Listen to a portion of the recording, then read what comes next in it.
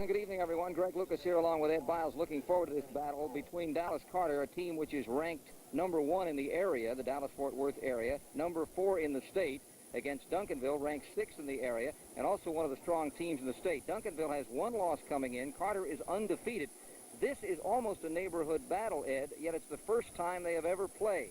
We are going to see some outstanding individuals in action, and I think we got to start with Jesse Armstead because he's the Carter linebacker that everyone in the state has known about for a couple of years. Well, he's one of the best linebackers we saw last year on the Super Texas team. 6'2", 210-pounder, runs a 4.5. He scored over 1,000 in his SAT test. He has his choice of any college in the country to go to. If he does not make the tackle, he has a safety by the name of Evans who tends to. This inside-outside defense that Carter has been devastating. Last week, another shutout. Well, Derek Evans is 6'3", 190-pound safety, runs a 4.5. In fact, their entire secondary, probably 3 of them are seniors. All 3 have college scholarships this year. Now, on the other side of the ball, one of the guys they're going to have to be really watching is split end Kenneth Jones. Kenneth of Duncanville has already caught 17 passes this year in a balanced offense. Yeah, he really is. He's averaging 16 yards a catch. And they play what they call Gandy ball here. They'll put the ball up in the air. We're going to see a lot of passes this evening, so he'll be an important part against that defensive group of Duncanville. Now, we've talked defense a lot, and that's important because 3 of the 4 players we're mentioning here on the open are defensive players. The defensive coordinator's name is Bodie. He has a son who is one of the best. Brandon Bodie, again, 6'1", 180-pounder, 4'6", all district last year. He'll have his hands full trying to stop those Dallas people on offense, though. Great speed with Carter, and we're going to see maybe a little mixed match in the offense with Duncanville. They hope to have some surprise. Oh, I think they'll come out and be wide open. They know they have to put the ball up in there, have to do some wide open things, trying to confuse Dallas a little bit. It'll be interesting to see how Carter adjusts to those things. We will see very quickly because we've got the kickoff coming up. You stay with us. It's all coming up from Panthers Stadium in Duncanville in just a moment.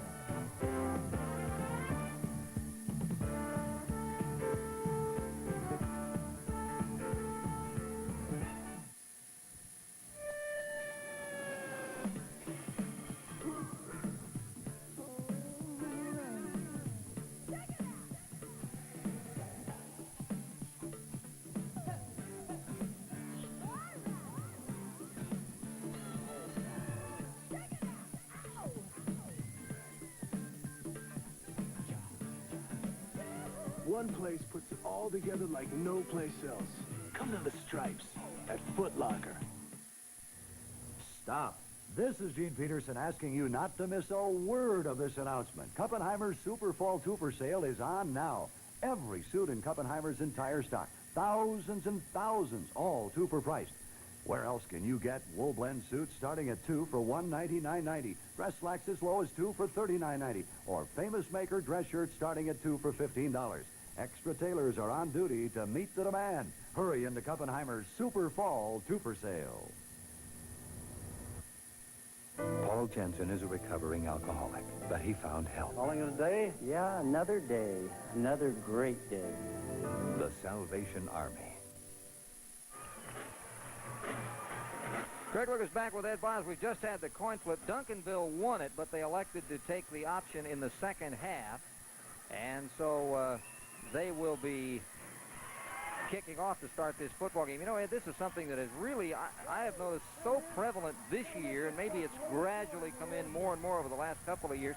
Used to be you always took the ball. I mean, with rare exceptions, if you won the coin toss, but now more and more teams are using the option in the second half. Well, it's very simple, Greg. From a coach's standpoint, you prefer to have the ball the start of the second half, whether you're ahead or whether you're behind. If you're behind, you go into your locker room and say, hey, we're going to come out. We've got the ball to start the second half. We go down and score. We'll be right back in the game. If you're ahead, you say, hey, we go out, hang on to the football, put some points on it, and we can, drive the nail in the coffin. So that's usually what coaches are thinking. Excuse me, I was just going to mention the coaches making these decisions as we take a look at Duncanville running out onto the field. Freddie James, he's made a lot of good decisions in his years at Dallas Carter. Well, that's a great record. 64, 10, and 4. Wow. Yeah, he's been there since 1971. He's been the head coach since 1982. He's had 65 college football scholarships in the 6 years that he's been the head coach. He'll have a bunch more this year. Dan Gandy, the head coach here at Duncanville, has an admirable record as well, particularly that Duncanville segment. Well, he's won 142 games. He was at Angleton, Texas before he came up here. He was at Angleton, I believe, for about 10 years before he moved up here to Duncanville and done an outstanding job. Brought a couple of the coaches with him.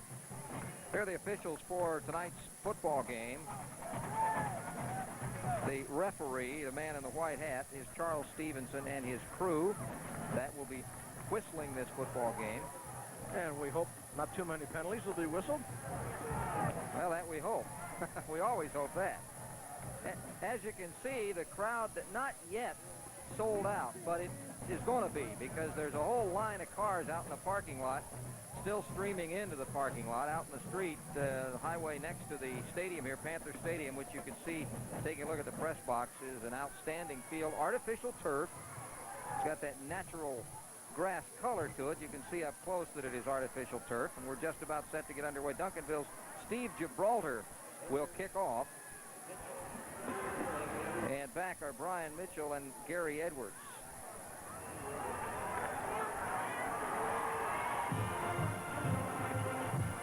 We're just about set to get this game underway.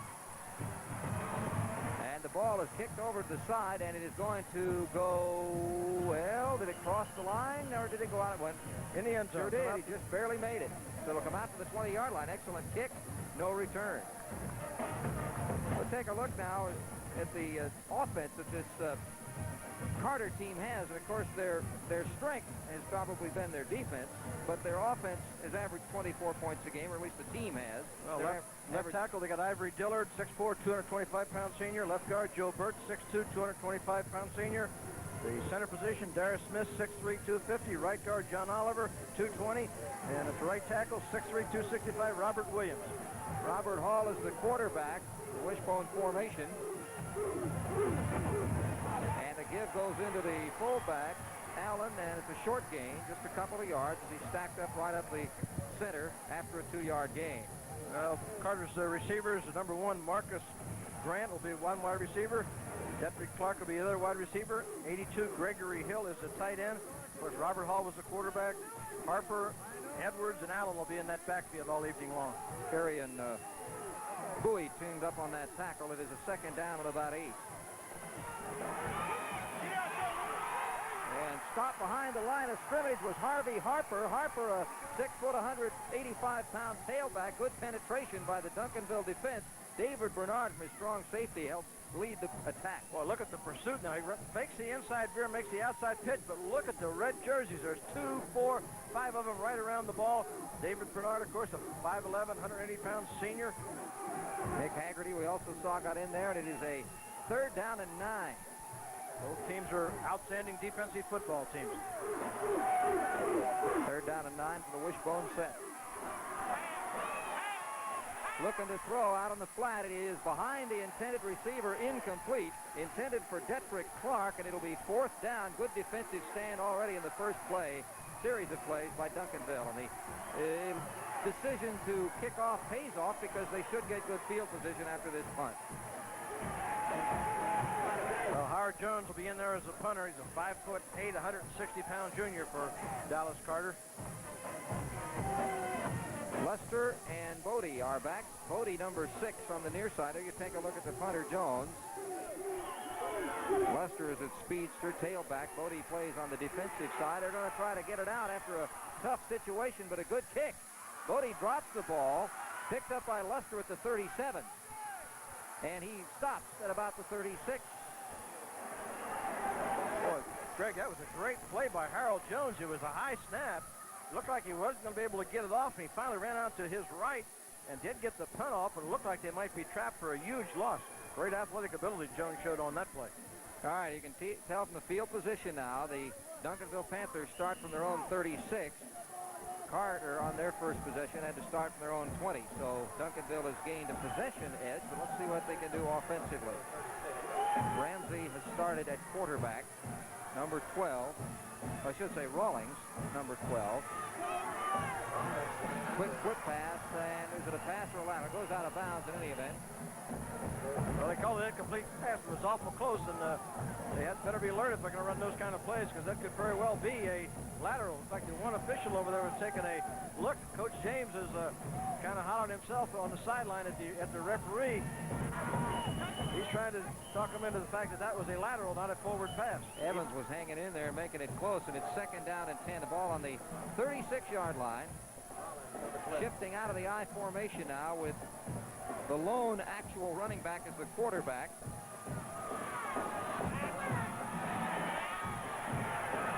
Pass is underthrown and incomplete. I'll tell you what, that one could have been picked off. He was trying to throw the ball down to Sean Shelley, who was open downfield, but the ball was badly underthrown. It kind of flew off his back foot, and it floated on him a little bit. Shelley would try to go in a deep pattern, so both teams a little bit, well, kind of anticipated. Two great defensive football teams. Clifton Abraham was the man who had an angle on it. As you take a look at the defensive unit, there's Derek Evans, the outstanding safety. Again, no running backs. This is a lateral. Out to the right side on a loss of about 7 or 8 yards on the play. Gary Edwards was laying in wait for that play, and it was a big loss to Eric Ramos. Well, Greg, they call this Gandy ball. This is kind of like the old touch tag football that you used to play in the schoolyard and out in the streets, where he took the ball and threw it all around. He may have wanted to throw another pass off of that. Well, it's 4th down and about 18. No score in the game. We've got 9 minutes and 50 seconds to go in the opening quarter. Steve Gibraltar will punt. He's averaging better than 39 yards a punt. Mitchell and Grant. And it's going to be Grant. Got a wall over there. And Grant at midfield. Finally dumped by number 50 for Charles for Duncanville, and he was the man who maybe kept that from being a big touchdown run. We'll take a break and be back as Carter has the ball for the 2nd time. No score in the game, 9:29 to go in the 1st quarter. This is Texas high school football.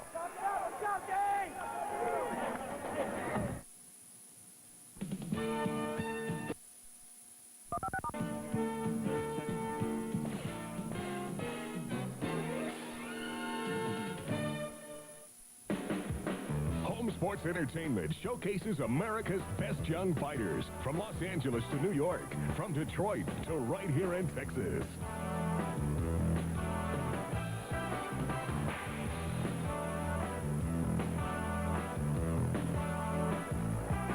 From lightweights to heavyweights, you'll see rising young stars that are tomorrow's champions here on Home Sports Entertainment. Jason doesn't wake up to an alarm clock because he's deaf. His mother wakes him to go to the school for deaf children. Here, your gift through the United Way provides the specialized training and equipment he needs to learn how to listen and to talk. Jason is learning to say what he's always felt in his heart. You're doing so much for so many. The United Way. Back at Panther Stadium in Duncanville, no score in the game. Carter has the ball for the 2nd time at the 42-yard line in the territory of Duncanville. 43-yard punt, 27-yard return prior to the break. Good shifty move and a gain off the right side by Harvey Harper. Harper has 251 yards coming in, and he picked up about 7 or 8. Carroll in on the tackle. Well, here's what gave him the great field position here on this punt return. Goes out to left. He picks up the wall. You see the white jerseys coming in there now making their peel back blocks. And right there, Charles King saved the touchdown tackle. That was a 27-yard return. 2nd down and 3.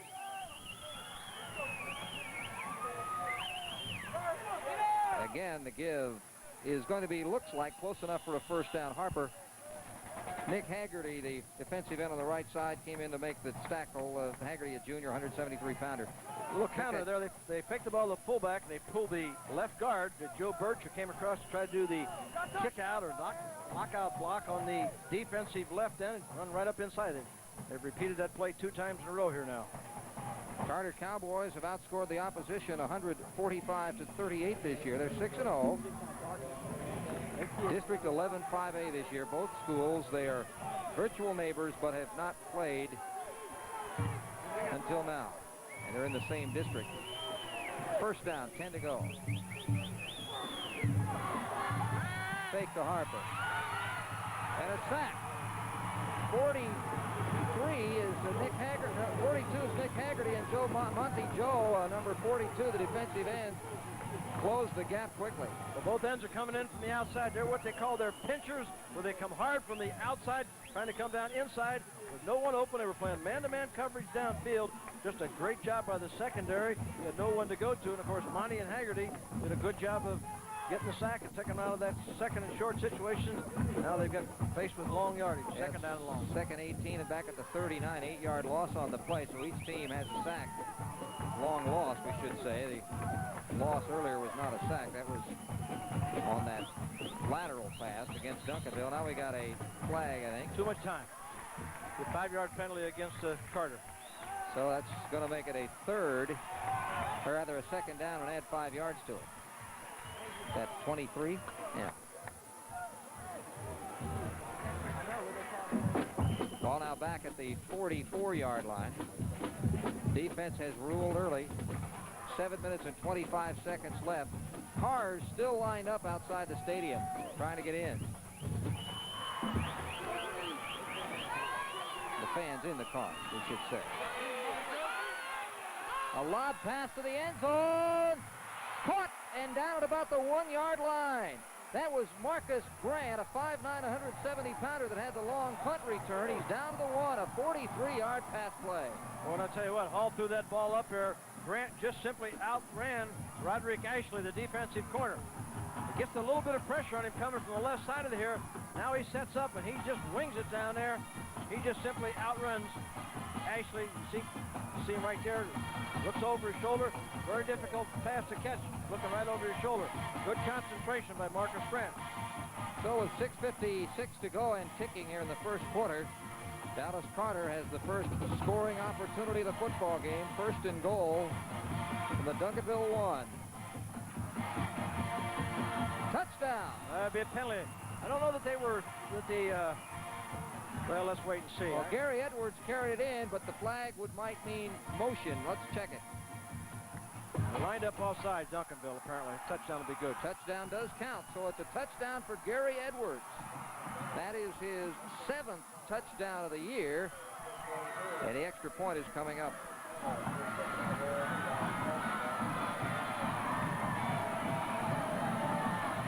Let's see if, looks like they're going to, there we go, he's in. Kicker is in.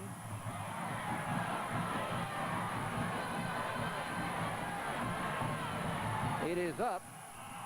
It is good. That was Harold Jones, who normally is just the punter, but he gets the extra point, and 6:42 to go here in the first period. We got a timeout with a score. The Carter Cowboys 7, Duncanville nothing on the Texas High School Football Game of the Week.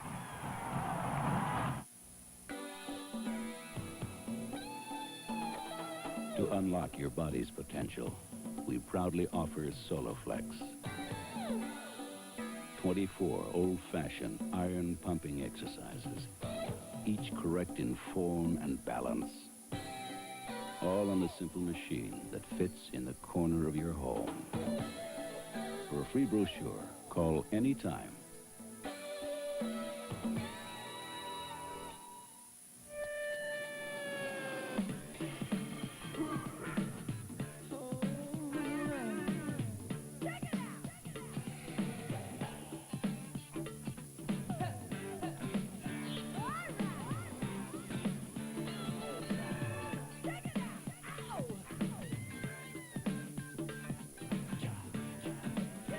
One place puts it all together like no place else. Come to the Stripes at Foot Locker. We give a hoot so we won't pollute. Team up. Join the 1T team. 7-0 Carter over Duncanville after the 43-yard pass play. It was the short play that got it into the end zone, Ed. Well, you can just see him go right over the top there. Of course, Edwards, all-purpose running back, receiver, defensive back, takes it right over the top. 5'10", 175-pound senior. But the thing about it up front there, they have a huge offensive line. Dallas Carter 225, 225, 250, 220, and 265, and 3 of those are seniors. The drive 5 plays, 42 yards, 247. Edwards capping it, but the 43-yard pass play was the big one. Kickoff returns. Andre Luster and Alvin Level are back, number 20 and number 2. They've been changing them just about every time they've had somebody back. Just as they had Jones on the extra point where... Well, Greg, it's amazing. They are lined up over there buying tickets, and still the cars are lined up trying to get in the parking lot. There must be a couple hundred people lined up outside the stadium. They're trying to get in. Penalty on that touchdown has been assessed here, and so they're kicking off from the 45. Harold Jones will kick off, and it's quite likely that no one was running this back anyway, but we'll find out. Yeah, they're going to take it. It's Luster. And Luster is stumped, fumbled, and recovered by Carter at the 10-yard line. Coming up with a football for Dallas Carter was number 22, Clifton Abraham. After Luster coughed it up, and all of a sudden, Carter is in a commanding position. Well, he had a wedge going up the middle. For some reason, he goes out to the right. He makes a break out to the right. Right there, all the blocking was in front of him up the middle there, and he went on his own out there, and it very clearly was a fumble. Roderick DeWitt made the hit that made the fumble possible, and then Abraham picked it up. Ball on the 11-yard line, 1st and 10. Short gain to about the 7 or 8-yard line. Good play in there by David Bernard and Charles King, the middle linebacker. Bernard, the safety, came up. They were just running kind of a power isolate play where the 2 lead backs were leading the play going in there. Then they give the ball to the tailback. Tailback in this case was Harper, and Greg Bowie made the tackle. It'll be a 2nd down and about 8. On the 8. We'll call it 2nd and 7 on the 8. 6 minutes to go in the first quarter. Swing to the right side, and out at the 5-yard line after a good piece of running was Gary Edwards, the other tailback. He and Harper alternate. Brandon Bodie finally ran him out. Boy, used his speed, too. You can see the play was originally, they wanted to go inside with the play. Nothing there. He takes it to the outside. Now watch him use his speed to just outrun and turn the corner. He picked up a few yards there on his own. Without his great speed, he wouldn't have been able to make that play go. They'd lost yardage. You see why he scored 7 touchdowns already this year. 3rd down and 2 at the 3. This time they line up with the running back Anthony Allen directly behind the quarterback. In motion is Grant. There's a flag down to about the 1-yard line, but there's a flag down, and it may have been procedure. Yeah, that'll be illegal motion against Dallas Carter. Now Duncanville's got a tough decision to make. Do you want to take it 4th down and 1, or do you want to move him back and give him another shot on a 3rd down? Looks like they've made the decision to move him back, so they'll still have a 3rd down repeat of the play. I think I would go that route. 4th and 1, you figure they're going to go for it, and not bad chances of getting it in. Here they've got at least to go a little farther because you figure they're going to take 2 downs anyway. I think I agree with you, Mr. Lucas. Well, good. We can both coach. They're down at 8. Everybody can coach. That's true.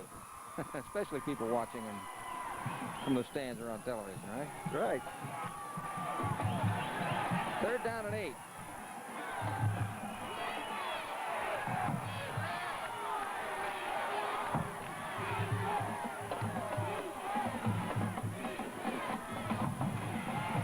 Pass is short, and it'll be 4th down. Right on the defense was Roderick Ashley, on the intended receiver, Detrick Clark, but really it was an underthrown ball. Well, they'll probably bring in Stephen McKnight to attempt this field goal, or at least it looks like it will be a field goal attempt. That was a big defensive series for Duncanville, though. They certainly didn't want to fall behind 14-0 to this great defensive ball club of Dallas Carter. McKnight's got the tee down as the cars continue to come into the parking lot. Stephen McKnight, number 11, will try it from the 15, 25-yard attempt. It is low, but it is good. He knuckleballed that one through by about 2 feet. That was a low-line drive, but it went through the uprights. Looks just as good as a high one, doesn't it? If Mickey Hatcher could kick field goals, that's what they would look like. 5 minutes and 11 seconds to go. 10-0 is the score here with the Carter Cowboys on top. as a result of a long pass play setting up the first score and then a turnover on the ensuing kickoff setting up the second. So Duncanville will need to regroup.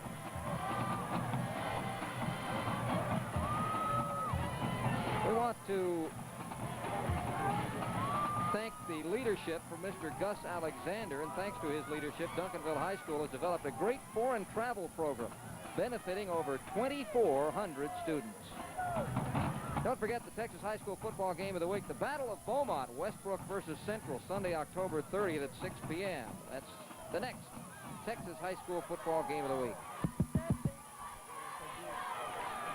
There are the cars, and they're still lined up over there at the ticket office. It's just amazing the number of people over there still trying to get in this stadium. And we're halfway through the first quarter. There will be standing room only, Greg, by the time this halftime rolls around. Duncanville will be on the receiving end of this kick. Jones will kick it off. Luster and Level are back. Now, Luster handled the ball last time and didn't handle it very well. See what happens this time. 10-0 is the score. Dallas Carter on top.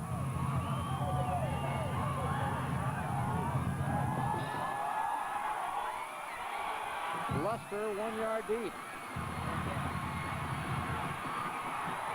Down to about the 18-yard line where Duncanville will have the ball at that point. Scoring drive that we saw just a moment ago that resulted in the field goal was not a long one by any stretch of the imagination. Took 4 plays to get just 3 yards, but they got some points out of it. Well, they took it over on the 11-yard line, so they really didn't do much with that great field position. No, but the test of a good team is you got to get some kind of points out of it when you get those opportunities, and certainly 3 is better than none. Nothing going up the middle. It was as though the Carter defense was waiting for that as they just started charging the slot before the ball was practically in Level's hand. Nathaniel Savage, the left tackle, seemed to be the man who got through first. He's a 175-pound senior. Well, the big man on the defensive line is Cedric Buckley, number 58. He's 6'1", a 200-pound senior. He's been Defensive Player of the Week in the Dallas area a couple of weeks ago. 2nd and 9 on the 20. 3 wideouts on the left, 1 on the right. Give into the fullback, and again, no go. Maybe 2 yards if we're stretching it. Allen Level again. Richard Thomas making the stop initially with help. This is not a big Dallas Carter defensive line. It's their offensive line where they have some size. Their defensive line is 200, 200, 175, and 180. Well, you can see him shuttling the plays in and out there with Luster and Level and Dampier. Of course, Level's not what you'd call your normal size big fullback. He's a 5'9", 155-pounder playing the fullback position. Yeah, Duncanville has some beef on their offensive line. The interior, 280, 235, 199, 242, and 242. An inside handoff that caused a few problems, but not enough for the first down. Again, it was Allen Level as the quarterback snuck it around behind him. Gary Evans making the tackle. Well, they're trying to run a draw play. And he gave the ball to him, and he tried to find the open, just didn't quite. Here, take a look at it. I see him come out. Now, this is a draw play. See him set up? See this? Look at that. Goes behind him. The old Cincinnati Bengals, Paul Brown draw play where they went beyond the fullback and then stepped forward and handed it to him. That's what they tried to run on that play. They needed too much. They fell short. It's 4th down and about 2. And the punter, Gibraltar, is in, and it is going to be sort of knuckleballed at about the 40-yard line, and it will be stopped by Duncanville at the 42.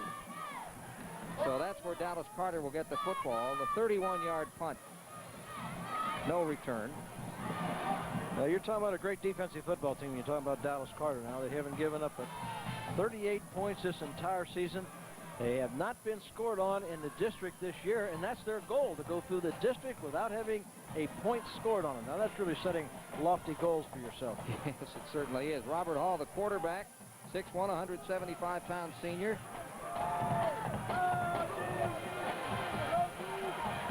758 yards through the air as he gives the ball inside to Marcus Grant, and Grant sliding off the left side.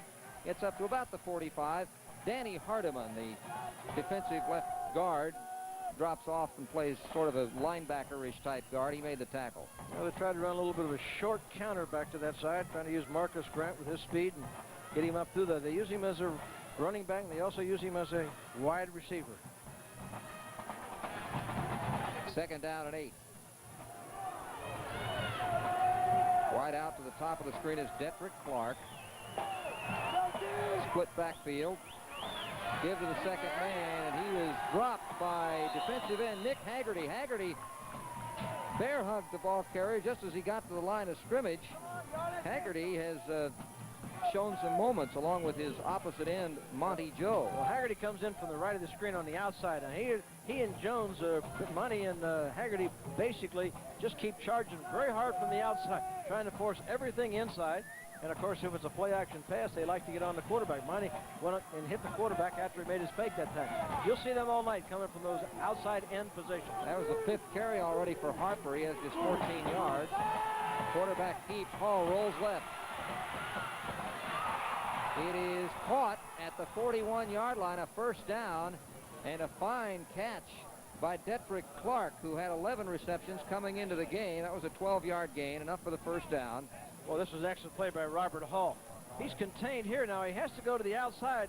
Now he's going to his left and throws this down the field. That's one of the most difficult passes to throw. Derek Clark, of course, great concentration, made the catch. That was excellent execution by Hall and Clark on that play. Ashley finally got to him, but not until the first down was recorded. Darius Smith, the center, brings the offensive team up to the line of scrimmage. There you see Clark. The quarterback is Robert Hall. Clark splits out a little bit more. In motion is Grant. Quick pass to the tight end on the right side, Gregory Hill. He's got just about enough for another first down. A ball at about the 30-yard line. You know, I have always liked that quick pass to the tight end. Not a lot of teams use it. Brandon Bodie with the tackle. Excellent execution. See him make the fake to the fullback. And again, they had run that type of running play before. Just reached up, threw the ball to Gregory Hill. Now Hill's a 6'3", 200-pound senior. He's a good college prospect, too. He scored 19 on his ACT test. Well-diversified attack that Carter is showing right now. They're throwing the ball, running the ball, a lot of open plays. First down and 10. 56 seconds left in the opening quarter. Carter leads it 10-0. Duncanville on defense. Trying to make the turn is Allen, and Allen is strung out of bounds right virtually even with the line of scrimmage. Greg Bowie from the left corner. Morris Caro also teaming up, coming in from the line to run him out of bounds. We got an official's timeout. We have an injured player on the field. Looks like his legs kind of went out from underneath him, and he tried to slow down. Looks like the legs just went out from underneath him there. As you can see, it is a Carter Cowboy. And they'll take as much time as they need. Again, no score by Duncanville. Carter on top, 10-0. Gary Edwards, a 1-yard plunge, and a 25-yard field goal by also Dallas Carter. McKnight, rather. And that's where we are. It was Anthony Allen. He's up now. Let's see if we can see what it was. There's the pitch now, the outside play. As he turns it up, he uses a straight arm there. Now he's going to go downfield. It looks like he's trying to... Yeah, let's see what happens there. Well, he kind of went down. Well, there's a face mask. Almost looked like it's a face mask, but the second player came in there. Really got a good tackle on him, hitting right around that shoulder pad and right in the face mask area. But Anthony Allen's all right, walking off the field. Again, another one of those seniors. They got the predominant senior football team in Carter here. They were picked number 2, preseason number 2 pick in the state, and they're right now in the 4th rated spot. Second down. That's an unbalanced line there. And tripped up. Good play. Harper brought down by Monty Joe. You know, one thing these defensive ends for Duncanville have shown is some speed. Yeah, they really have. They jumped into an unbalanced line to the right that time, but they made the pitch to Harper going back to the left, Greg. They caught Duncanville, I'm sure, a little bit unaware of that unbalanced line, but they really reacted well going back to that short side. It'll be third down, and that's the end of the period. We'll move to the other end of the field as the cars continue to come in. We take a look at the scoreboard. The Carter Cowboys, after 1, lead the Duncanville Panthers 10-0 on the Texas High School Football Game of the Week. Why is a Whataburger so good? Because we start with the best. The best produce prepared at its peak of freshness. Crisp lettuce, sweet onions, red ripe tomatoes, 100% pure beef patty cooked to perfection and placed on a hot toasted bun. Then piled high with your favorite fixins, just the way you like it. Whataburger. Hot, fresh, and made to order. It looks like a Whataburger day.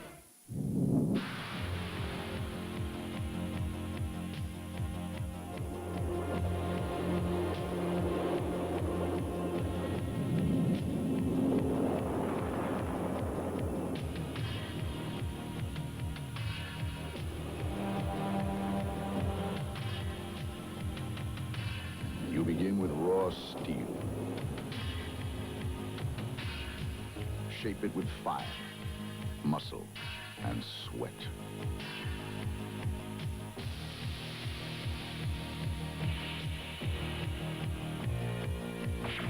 Polish it to razor-sharp perfection.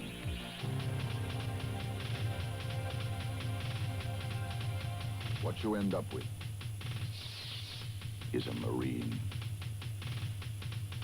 We're looking for a few good men with a medal to be Marines.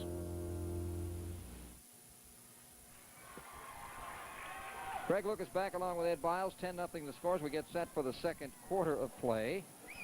Look at that, Ed.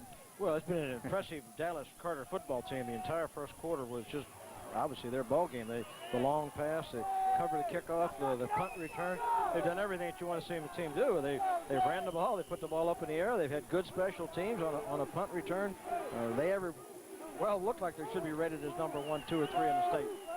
There's that unbalanced line again, Greg. Robert Hall with David Jones in a blocking position. There's a little drop pass that's dropped by Marcus Grant. Little loop pass as he was coming out of the backfield. Couldn't handle it.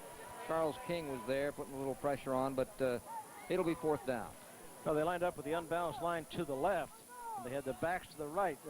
And they run a little roll-out pass action out of it. He's trying to come back to the right side, or the so-called short side of the formation. He just didn't do as good a job throwing that one as he's been throwing the ball. Grant was open out there. Yeah, there's big yardage if the pass had been completed.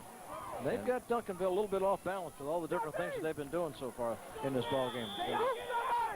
And let's see, they had to call a timeout because they were going to get penalized. Well, evidently the play that came in for the bench, there was a little bit of misunderstanding. The quarterback was trying to figure out what he wanted, and he decided not to waste the 5 yards and took the timeout. It'll be still 4th down, but you're going to lose a timeout here in the first half. And with 4th and 10, I'm not sure if Coach Freddie James wants to use a timeout in a situation like this.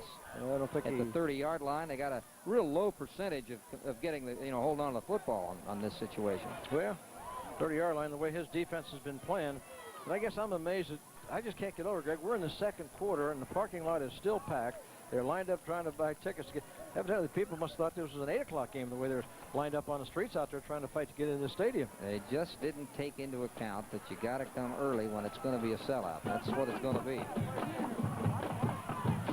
All right, it'll be 4th and 10. 2 timeouts left, of course, now for Carter, and they're just going to punt. Harold Jones. Duncanville's anticipating a fake. They're yelling, let's try for the fake. He punts it, trying to kick it out of bounds inside the 10. Looks pretty good. Oh, does it? He got it out at about the 6. Nice little punch kick by Harold Jones. And so Duncanville, which is a club that has not an offensive yard yet. Well, or a point. Dallas Carter has done absolutely nothing wrong in this football game so far. That's the first time they've had to punt. They punted out on the 6-yard line. Just incredible. Greg, I thought there was a very interesting story. It should be required reading for every high school athlete in Sports Illustrated, The Nightmare of Steroids. That is a great story. Any high school parent that has a son or daughter in sports should make that to be required reading. Well, I started to read it today, but producer Joe Gallagher and director Bob Steinfeld made us do the open, so I'm not as informed as you are, Ed, but I think you're right. Well, I read it, and I know the problems that involve at the high school level and the college level with it, and it's something that has to be seriously addressed in our country right now. And this story is a story told by a former athlete from South Carolina, and I think it just tells everything that's involved and what happens with people involved in steroids. Great, should be, I said, great required reading for any high school athlete. That last carry by Luster just is another example of the problems that Duncanville has had here in the first half. He gained 1 yard. Abraham comes up from the corner to knock him down. 2nd down and 9. 7-yard line. Pass overthrown. Timing play, and Kenneth Jones wasn't tall enough to get that one. It'll be 3rd down, and boy, I'll tell you, you don't want to be having to punt from here. Well, he had Jesse Armstead just right in his face. He had to throw that ball to get rid of it to avoid being sacked by Carter. The Carter defense now, just tremendous speed. They can put 11 players out there that run the 40 in 4-6 or better. You talk about great speed, great reaction. They have it defensively. Wide out on the left is Kenneth Jones on the 3rd down and 9 from the end zone. Incomplete. Right there on defense to knock it down was Gary Edwards. Well, again, he didn't have any time to set up and get rid of the ball, though. The greatness of this defense right now is the pressure that they're applying. Again, Armstead was in there on that particular play, 89. Richard Thomas was in there. They are just all over the Duncanville offense. They're the guys that are wanting to maybe spring this one. Number 1 is Marcus Grant. Number 8 is Brian Mitchell. The punter is Steve Gibraltar. He gets it away. Line drive at the 47-yard line. Grant. And he is dropped right in his tracks. Greg Bowie coming through, a 6'2", 166-pound junior. And before the ball is put in play, we'll take a timeout. With 10 minutes and 43 seconds to go in the first half, our scoreboard reads: the Carter Cowboys 10, Duncanville's Panthers nothing. This is the Texas High School Football Game of the Week.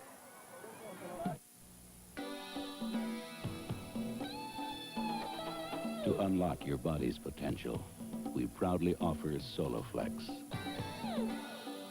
24 old-fashioned iron pumping exercises, each correct in form and balance. All on a simple machine that fits in the corner of your home. For a free brochure, call anytime.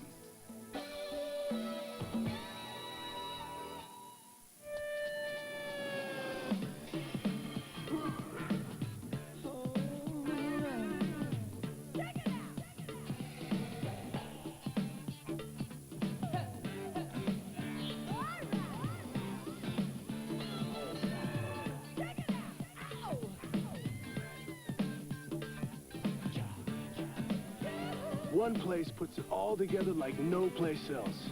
Come to the Stripes at Foot Locker. Let's team up and show everyone we all have to care about clean air. Team up. Join the Woodsy team.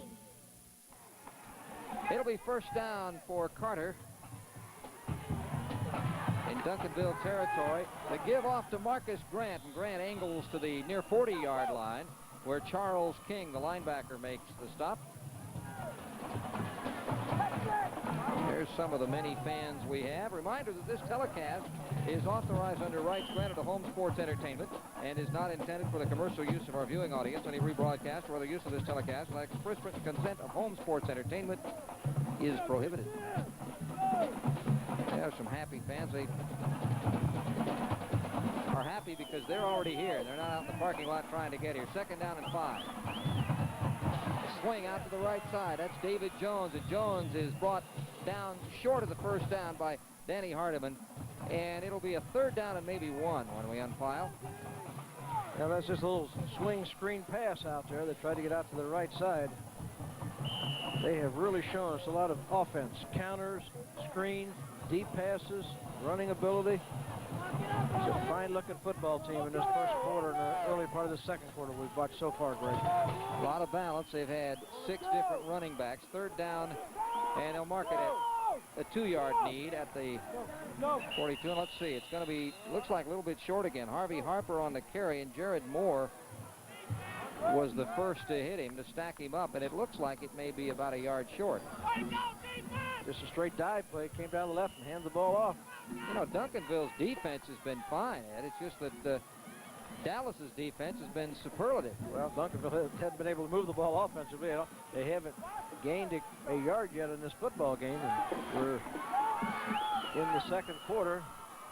Looks like they're going to go for it, I believe. Fourth. No, they're not. They're going to kick 4th and 1, or at least we think they're going to kick. Bodie and Lester are back.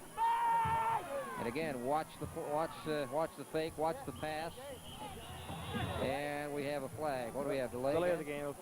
25-second count, so they'll move it back 5, and we'll probably see the punt now. They didn't really, a lot of times when you see that, it's because they want to go into a formation that's going to cause the defense to jump offside. They didn't do anything that was going to draw them offside. So now they're going to, no doubt, really kick. It is 4th down and 7 or so. Harold Jones back to get it away. Oh, just did get it away. Fair catch being called for, but it's going to be bouncing and stopped at about the 20-yard line. Monty Joe really put some pressure on. That's just a towel. I see something out on the field, but it is not what I thought. Hey, a reminder, and this may be tough tonight, Ed, but later in tonight's game, Ed Biles and I will select the Whataburger defensive play of the game. I don't know. When you don't allow any yards rushing, you might have to take the defensive team, right?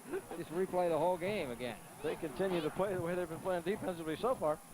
Watch the quickness. If you want to watch the defensive side of the football, just watch the quickness of the defensive line and linebackers and secondary for Dallas Carter. In particular, we keep singling out number 46, Jesse Armstead, who's lined up there in the middle linebacking position, but you're watching a great high school football player. Number 46 there, right on the right. You're looking right at him on the screen there. 2 wide out to the left side with Brian Rawlings, the quarterback. Again, he has no backs to block behind. That leaves some openings. And Armstead was taken out of the play, and he dumps it over the middle. And a good gain as a quick pass went down to Eric Ramos, number 22. Greg, you want to see what a great football player Armstead is? He is taken out of the play. See him in the middle. Watch who makes a tackle. He goes up over the top, gets turned around, and he turns around and gets downfield. Look at here. That's number 46 right there with number 22 making a tackle. Now, you talk about quickness and speed. Yeah, that and was intelligence. Over 1,000 on the SAT test. 2nd down and 1. Good play to try something with if they are of a mind. Of course, they want to get something going. Blitz picked up. Pass out on the right side, underthrown, incomplete. Abraham got a hand on it. It was intended for Sean Shelley, but it was just hanging there. You know, that's a funny thing about the Carter's defense, Greg. Gary Edwards, Maston, and Evans are all seniors, all have college scholarships, all rated real great in the Texas high school football. Abraham, the junior, has already made 4 interceptions in 2 games. Maybe everybody's just throwing him. They figure he's the weakest of that defensive group. Other thing, too, about Carter is they've had a lot of position changes since last year. Guys going from offense to defense, defense to offense. Great athletes. They can make the transition. It is 3rd down and about 1. Quarterback pitch out, and he threw it right away. That'll be a touchdown. Here comes Abraham. Abraham intercepting the pitch as the quarterback Rawlings made an ill-advised move after pressure being applied. A 27-yard run.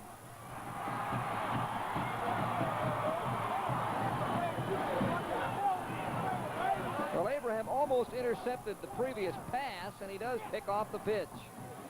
Well, now Duncanville is really digging himself a deep hole with that touchdown. Some of the people out in the parking lot fighting to get in may look up that scoreboard and decide to save their $4. That makes it 16-0 with the extra point coming. Jones will be kicking it. And he's got a strong foot. It is up, and it is good.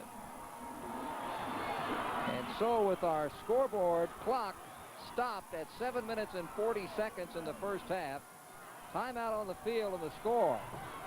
Carter Cowboys 17, the Duncanville Panthers nothing on the Texas High School Football Game of the Week.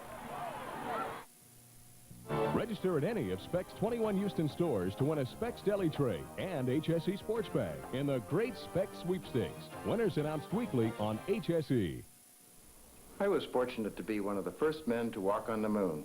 And like you, I'm celebrating the rebirth of America's manned space program, the launch of the Space Shuttle Discovery. Now you can have this $5 commemorative coin marking this historic event. This legal tender coin is being issued by the Republic of the Marshall Islands, where America has an important space tracking station. This $5 coin is about the same diameter as a silver dollar, but even thicker, and painstakingly minted in a proof-like finish. Issued on Discovery's launch date and minted only in 1988, This historic coin is available at its $5 face value only for a short time and in a limited quantity. It's a tribute to America's determination and the undaunted courage of our astronauts. Order your Space Shuttle Discovery $5 coins today for yourself or as a gift. Pay only the $5 face value plus $1 each for delivery. There is a limit of 5 coins per order. Call this number now. Here's the play that led to the touch. In fact, this was the play. This is something you don't see often, an intercepted pitch. Well, Rawlings make the inside fake. Now he looks like he's going to keep it. Looked like he's going to go upfield. When he finally makes the pitch, it was really a bad pitch out there trying to get it outside. Abraham, of course, just caught it in midair, just jogged into the end zone with it. And I don't know, we have to call that, I guess we give him interception on it. The ball was in the air, so that's his 5th interception of the year. Yeah, I think it was not a lateral pass. No, he caught it in the air, so it has to be an interception. It was forward, yeah. It was also an intercepted pass as opposed to an intercepted lateral. Boy, this is a fine-looking, you know, you're not taking anything away from Duncanville. Dallas Carter is just a fine-looking high school football team, Greg. We've seen Willow Ridge, and we also saw Yates last week, and this has been a very impressive performance. If I had to vote for #1 in the state right now, Carter would get my vote. Well, you have to consider that they're going against the team that is their #1 challenger in this district, also a team that has lost just once, and a team that is ranked 6th in this large Metroplex area itself. So certainly off first half performance, would have to second that. Luster in the end zone, 1 yard deep. To the 25-yard line, good return by Luster of approximately 26 yards, and with 7:33 to go, Duncanville will put the ball in play. The Cowboys in college, and they got a few of them, and they got some good ones. Oh boy, Reynolds is an offensive tackle over there at Texas Tech. Fred Robertson will be in action in this area tomorrow against TCU, or tomorrow. We're speaking this game being played, of course, on Friday night. You're seeing it on Saturday, but he's playing against TCU. We've had the quarterback switch, Jimmy Culberson, who has been starting most of the year. Well, we may have both quarterbacks in there. Do we have him in now or just one right now? Let's see. In any event, Andre Luster carried the ball this time. They have a play where they do put both of them in. I don't think they have them both in right now, though. But Culberson had been the starter because Rawlings broke his foot in preseason, had played in a couple of games, but this was his first start. Now, Culberson, who has the most experience this year, is in at quarterback. And as Ed indicated, we may see them both at the same time somewhere along the line. Culberson, a 45% passer, 4 touchdowns, 7 intercepted. It is a 2nd and 10.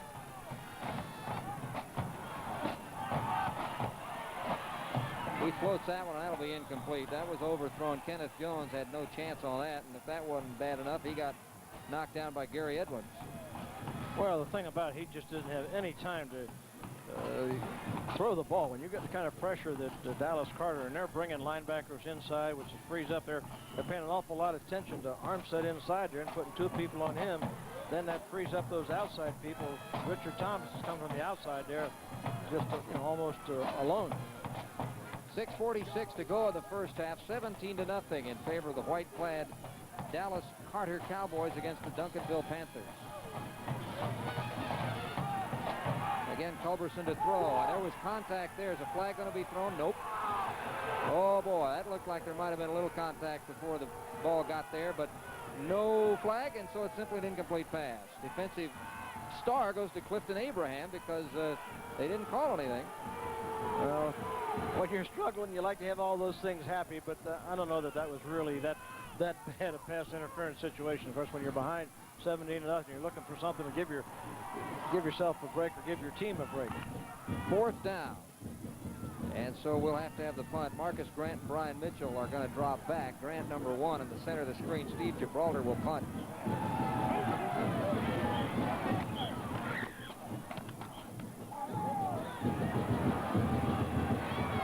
And here comes Mitchell.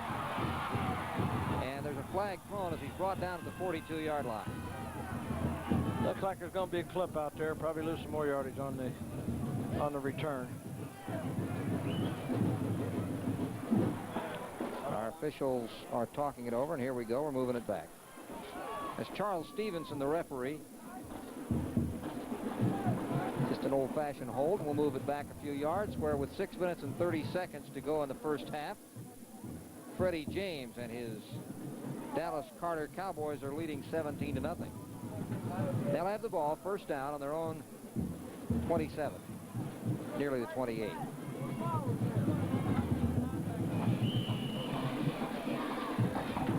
Don't forget, at halftime, we will have a couple of brief conversations, a recap, and a look at the bands. So stay with us for that.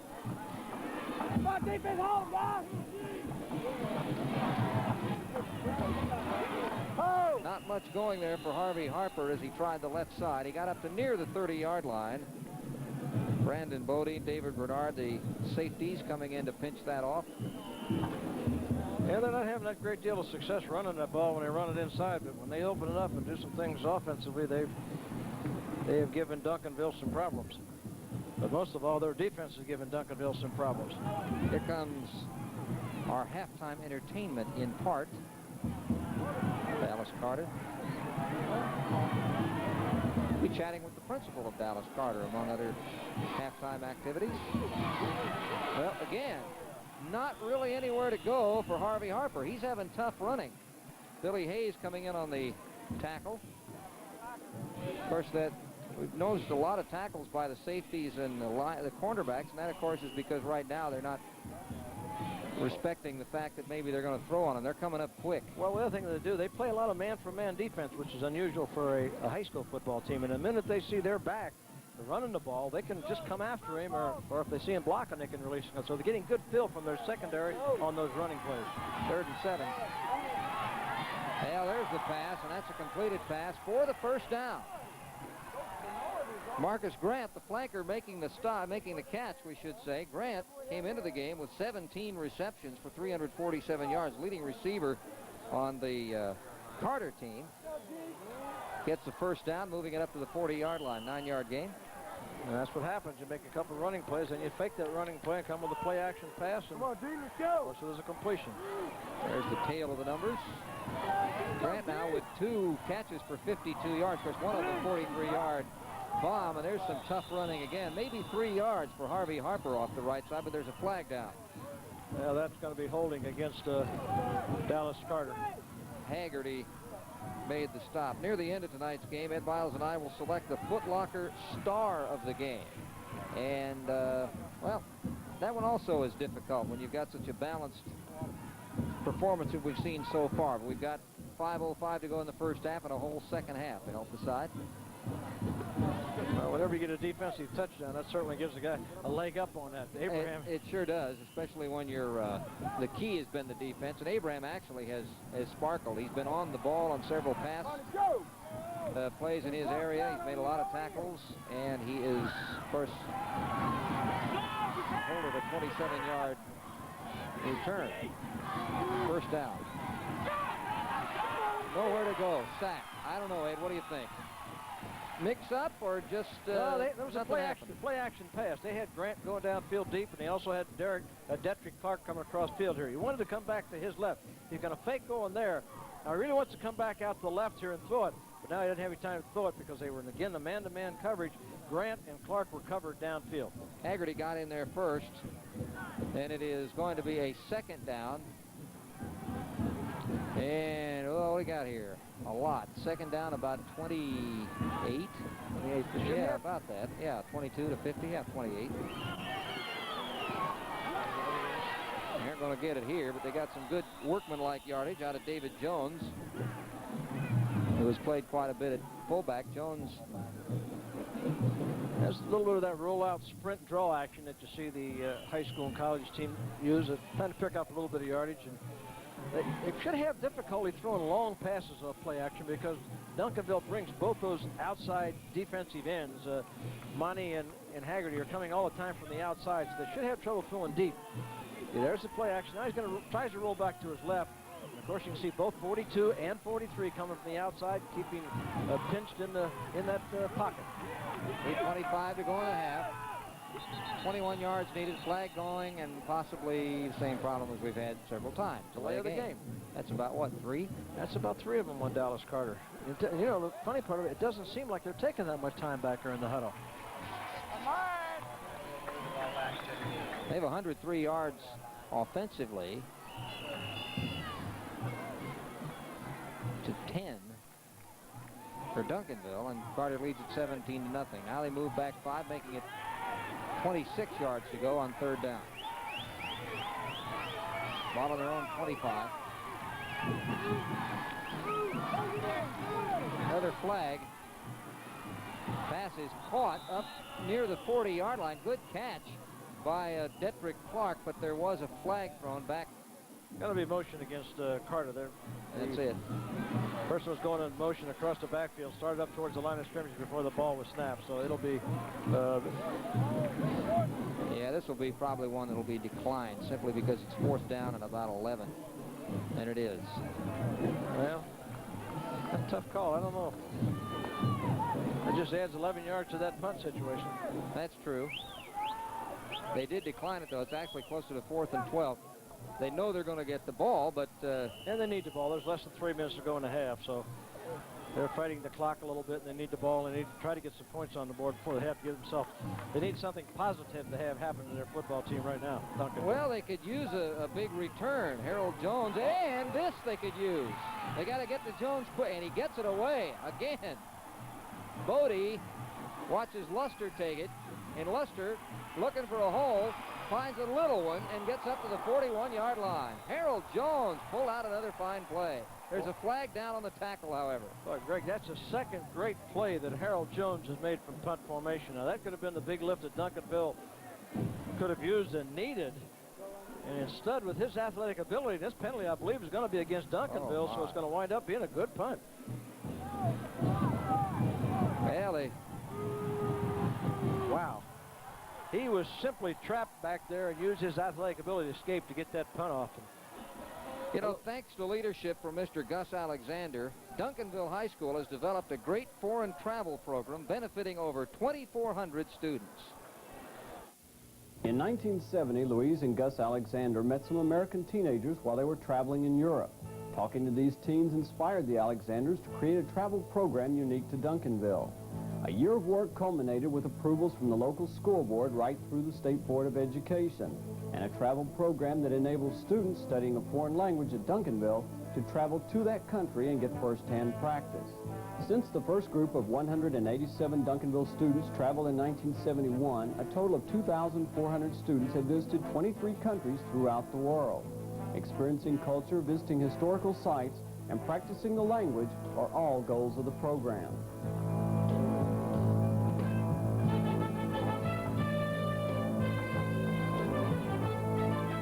The success of foreign travel has inspired a new program which enables teachers of other academic subjects to travel during the summer and then make their classrooms come alive each year through first-hand experience. And back we are. Greg Lucas along with Ed Biles. First down, way back. But it's not way back anymore. Breaking loose for good yardage is out on level. Ball knocked loose, and it is picked up. No, they're going to say it was down. Back on the 47-yard line. So all that extracurricular activity had no bearing. A 23-yard run by Level. Well, that's just the first running play success they've had. Just inside. They handed all the fullback straight inside. Made a little bit of an outside veer. Good balance. Kept that hand down to keep going there. And, of course, he fumbles the ball. The official said he was down. It was down when the ball came out. Good call by the official. It'll be first down. Brian Rawlings back in at quarterback. And a big gain up the middle. That's Level again. And Level gets down inside the 30 to about the 26-yard line.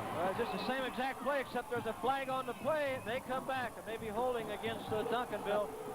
Boy, they can't do anything right tonight, Ed. It's 27-yard gain wiped out. Boy, they needed that real badly to get down there. It'll come back, and of course, it'll be first down in 20 instead of that first down in 10. They just took the same play they had ran the prior play, and they flipped it over. They went to the left side this time instead of to the right. Boy, you talk about this whole series. First, they had an excellent chance to block a punt. Don't get it. When they do get the ball in good field position, a penalty pushes them back. and they run a big one out. They run a second one out, but it comes back, and they're back right where they started. They're about where they were if they had gotten the initial punt, but they've lost about 2 minutes off the clock, 1:50 to go in the first half.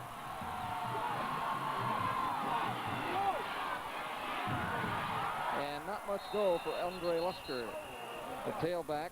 Well, that penalty just took the... this hurt him an awful lot. Instead of being way down in there and having some momentum going, that penalty has put him back in that tough situation again. Now they're going to be forced to put the ball up in the air. And, of course, they're fighting the clock. There's less than a minute and a half to go here in the first half. Armstead credited with that last tackle. He has 81 total tackles coming into this game, and, of course, that's in just 6 games. Look out, here comes the blitz.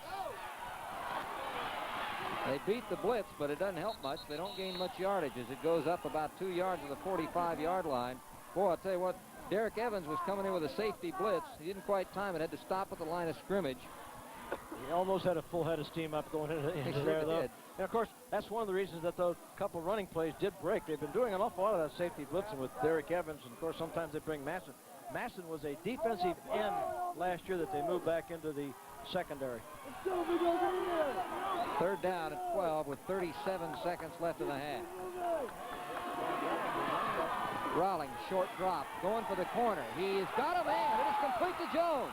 And Jones is run down at about the 22-yard line with 26 seconds remaining. It's stopped. They got 3 timeouts left. Of course, it's stopped right now to move the chains, and I would not be too surprised if we don't see Duncanville use one of their timeouts here. Well, that was Freddie James's one concern, was the fact that they had to stop Kenneth Jones, who's been averaging better than 16 yards per catch, and that's the first time he had a chance to get the ball in his hands this evening, and Rollins did a good job of throwing that pass. Well, the timeout actually is called by the defensive unit. It is called by Dallas Carter. They don't want to give up any points here with 26 seconds left. You can rest assured that they're saying over there right now, hey, we have been scored on with 26 seconds. Let's don't allow them to get any points on that board before halftime. You got a feeling, Ed. Now, of course, the one running play up the middle worked a couple of times. Once, really. The second time, it may have only worked because of the hold, but 26 seconds left, you almost got to think they're going to have to try to get it through the air. Well, with 26 seconds. They got some timeouts. I mean, if they run it up the middle and don't gain anything, they can call timeout again, but got 3 of them. Well, they've got 3 timeouts left here, and if they open up the middle, why, they can certainly run 20 yards in that end zone the way they did those 2 plays, but they like to throw the ball. They're not afraid to put the ball up in the air. By the way, that was a 35-yard pass play, so Jones, who averages 16.4 per reception, has not hurt himself there.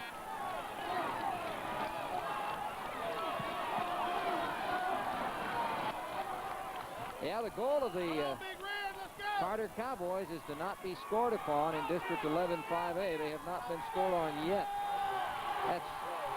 That's a nice goal, but it's as good as they are, a little unrealistic, I would think. Direct snap to the running back, Luster, and Luster is brought down inside the 10 at about the 11-yard line. The clock at 20 seconds. Well, they only took 6 seconds to run that play, and again, we talked about maybe the possibility they would run inside, Greg. They picked up 9 yards on the play. They go in a shotgun. It's just a drip right there. Luster takes 1 step. They had pulled number 73, John Simon, across to make a trap play there. And he runs up the legs of one of the Billy Yates there. Tell those offensive linemen, you get down to be throwing yourself around. Don't be standing around looking. He ran up on the back of his legs. And, of course, with 2 timeouts left, they're in a good position to maybe, if they want to run the ball again, run the ball. From the days of the single wing, the direct snap to someone other than the quarterback. And it paid off for 9 yards. 20 seconds left, 17-0. But the team that has the nothing is trying to score here with time against them here in the first half. And the team that's ahead is over on the side. The whole defensive unit is over with their coach over there, and he is really on them a little bit. You can see them all surrounded over there, and he's really on them a little bit about the fact that they've let down here right before the end of this first half. Freddie James, of course, the head coach, assisted by Arvis Bonner, Bobby Nevels, John Eakin, Bruce Chambers, Eddie Payne, Chester Barnes, Ken Turner, and George Rowland on his staff. Arvis Bonner is the defensive coordinator, and that was him in the middle of that group over there talking to the defensive team.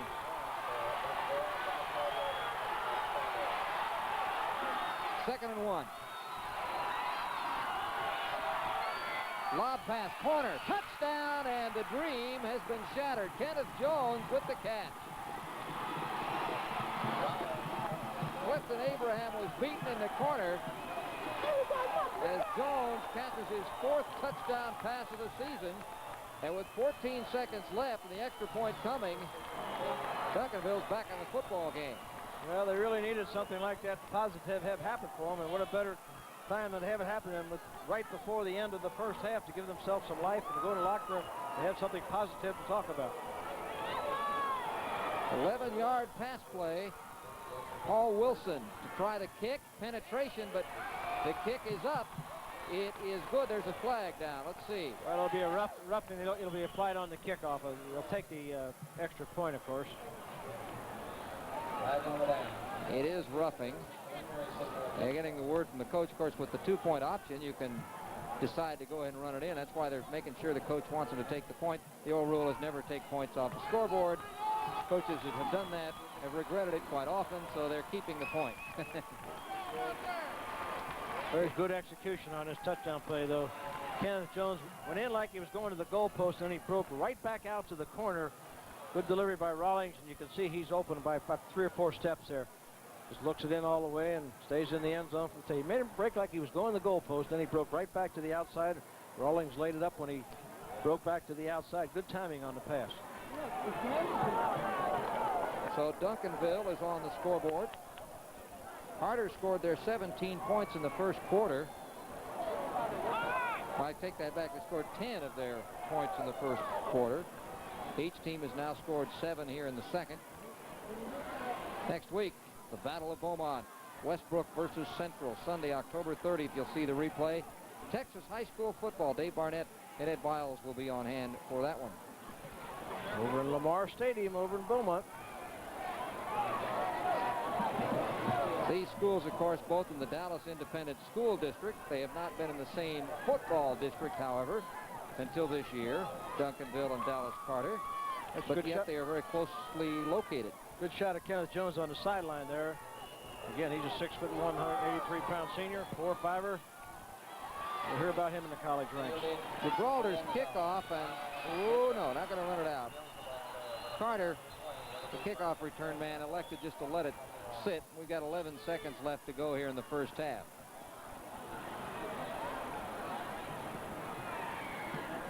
Stay with us at halftime. There's the scoring play. That was a well-done drive with time running out. 2 big passes to Kenneth Jones keyed it. 6 plays, 76 yards, 213. Well, they got a little good mixture in there, too. They also had those, running plays and then some passing plays, which, again, will have them something they can talk about as they go into halftime and let them recognize that they can move the ball against this great defense. Well, suddenly you look at the totals here, and it's 91 yards total offense for Carter, or for Duncanville. All on that drive is Carter's just going to let the clock tick off. 116 total yards for Carter. There's a flag down now with 6 seconds left. They just wanted to run the clock out, and someone was penalized anyway. Too many players. Looks like they're counting.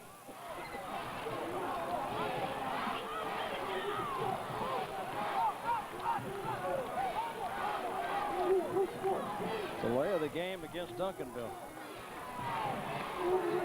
They did have 12 players in the game. Oh, is that what it was? Yeah. Oh, well, what's the difference with 14 seconds ago? They were going to fall on the clock and never run the clock out. They had their super defense in. Boy. That was more than man-to-man. That was man-to-man to man-to-man. +1. +1. 6 seconds to go here. And it's 17-7. The guest is Dallas Carter. Home team, Duncanville. And we'll see if they just run it out again this time. Oh-ho. Fumble! But the clock will expire no matter what happens. Doesn't make any difference. That's the end of the first half. It is halftime. And our halftime score here at Panther Stadium before a virtual sellout crowd, 17-7. Dallas Carter over Duncanville. This is the Texas High School Football Game of the Week.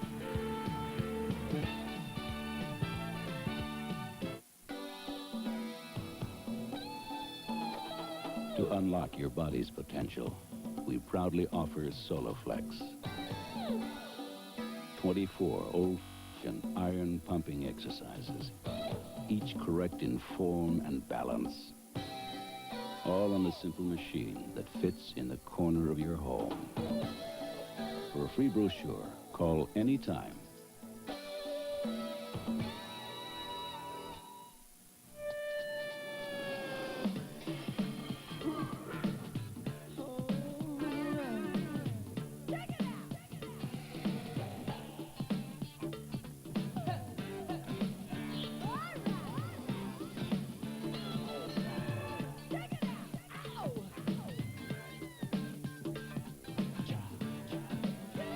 One place puts it all together like no place else.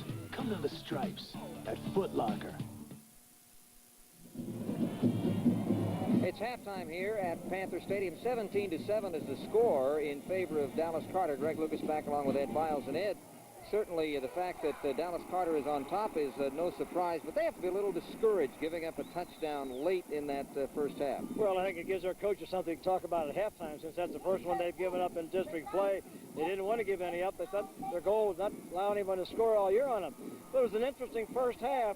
Dallas Carter is certainly a fine football team. They jumped out there early, did all the things that you expect of a good team, especially the defensive quickness that they have. We also showed they had good special teams with a punt return, long pass to Grant. I thought it was a very interesting first half. Duncanville's ability to come back there in that last 2 minutes and score gave them something positive that they can go in the locker room and talk about. But I have a feeling that Dallas's defense won't allow too much of that to happen this whole season. Well, we're going to see what happens in the second half. You stay with us, but our halftime is going to continue. First with a conversation I had just a few moments ago with the principal of Dallas Carter High School, Mr. C.C. Rousseau.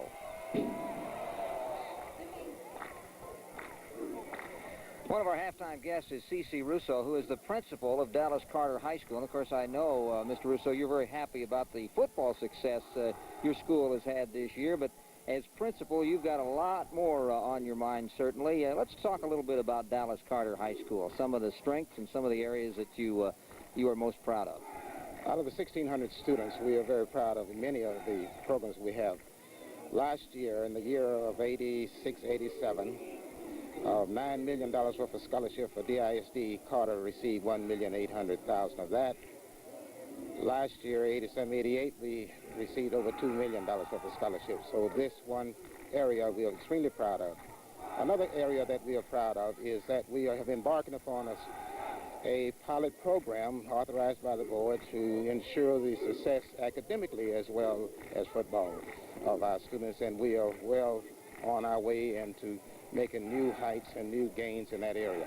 Let me ask you, because we've just passed the 6-week grading period, are things settling in now in the 2 or 3 years that we've had the no pass, no play?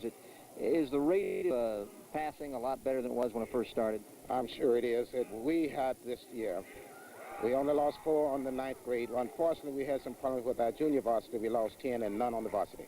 Well, so that speaks for itself. Yeah, and I think probably that's the pattern pretty much around the state. Yes, I think so. So it has made a tremendous impact. Well, we know you're very proud of your football team, the academic achievements of the people at Carter, and also the folks that we're going to take a look at right now, the Dallas Carter High School Band.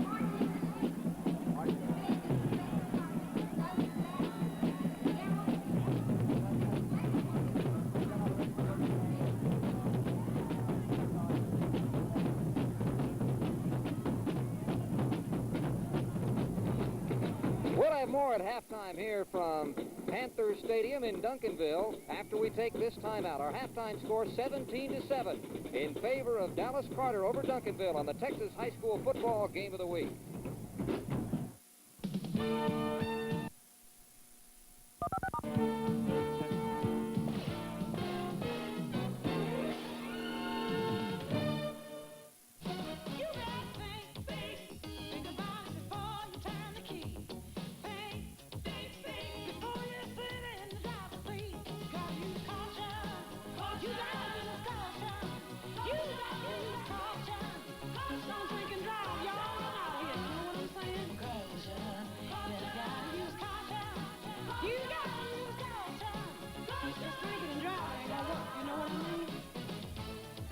Please.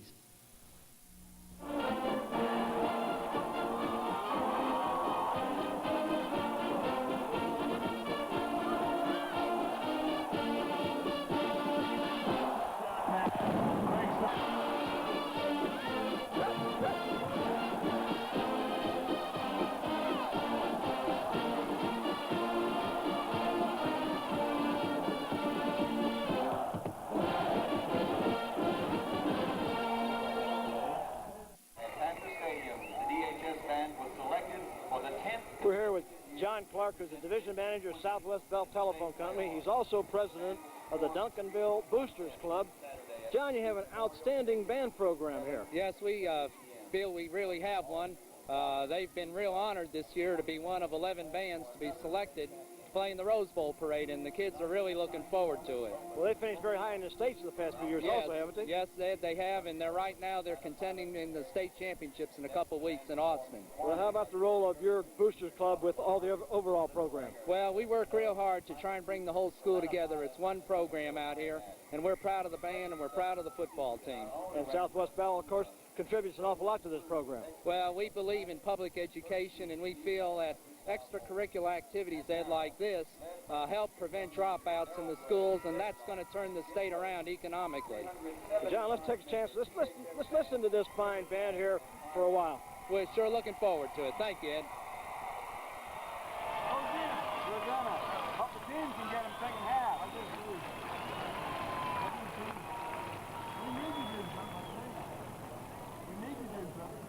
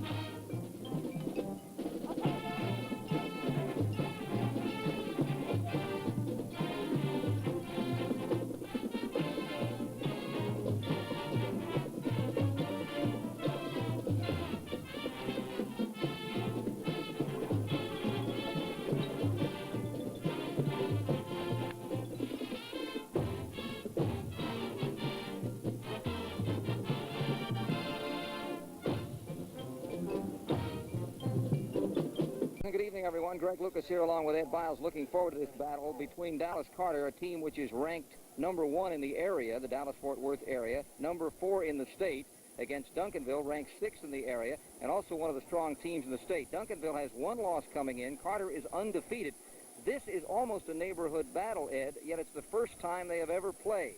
We are going to see some outstanding individuals in action, and I think we got to start with Jesse Armstead because he's the Carter linebacker that everyone in the state has known about for a couple of years. Well, he's one of the best linebackers we saw last year on the Super Texas team. 6'2", 210-pounder, runs a 4.5. He scored over 1,000 in his SAT test. He has his choice of any college in the country to go to. If he does not make the tackle, he has a safety by the name of Ed Evans who tends to. This inside-outside defense that Carter has been devastating. Last week, another shutout. Well, Derek Evans is 6'3", 190-pound safety, runs a 4.5. In fact, their entire secondary, probably 3 of them are seniors. They're all 3 have college scholarships this year. Now, on the other side of the ball, one of the guys they're going to have to be really watching is split end Kenneth Jones. Kenneth of Duncanville has already caught 17 passes this year in a balanced offense. Yeah, he really is. He's averaging 16 yards a catch. And they play what they call Gandy ball here. They'll put the ball up in the air. We're going to see a lot of passes this evening, so he'll be an important part against that defensive group of Duncanville.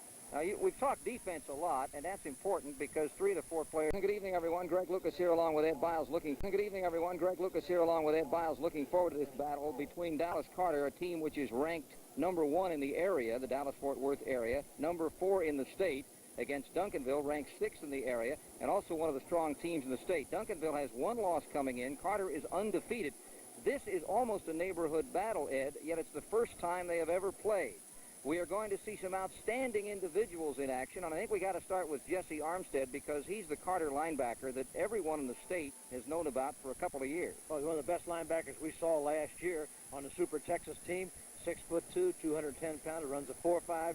He scored over 1,000 in his SAT test. He has his choice of any college in the country to go to. If he does not make the tackle, he has a safety by the name of Ed Evans who tends to.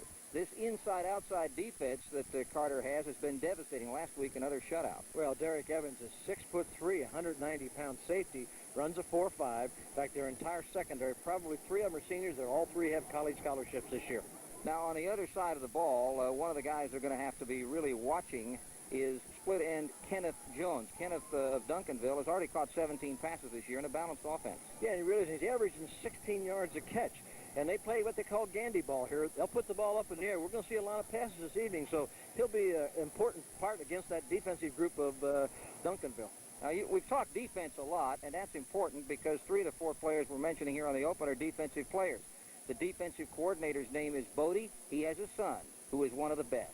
Brandon Bodie, again, 6'1", 180-pounder, 4'6", all district last year. He'll have his hands full trying to stop those Dallas people on offense, though. Great speed with Carter, and we're going to see maybe a little mixed match in the offense with Duncanville. They hope to have some surprise. Oh, I think they'll come out and be wide open. They know they have to put the ball up in there, have to do some wide open things, trying to confuse Dallas a little bit. It'll be interesting to see how Carter adjusts to those things. We will see very quickly because we've got the kickoff coming up. You stay with us. It's all coming up from Panthers Stadium in Duncanville in just a moment.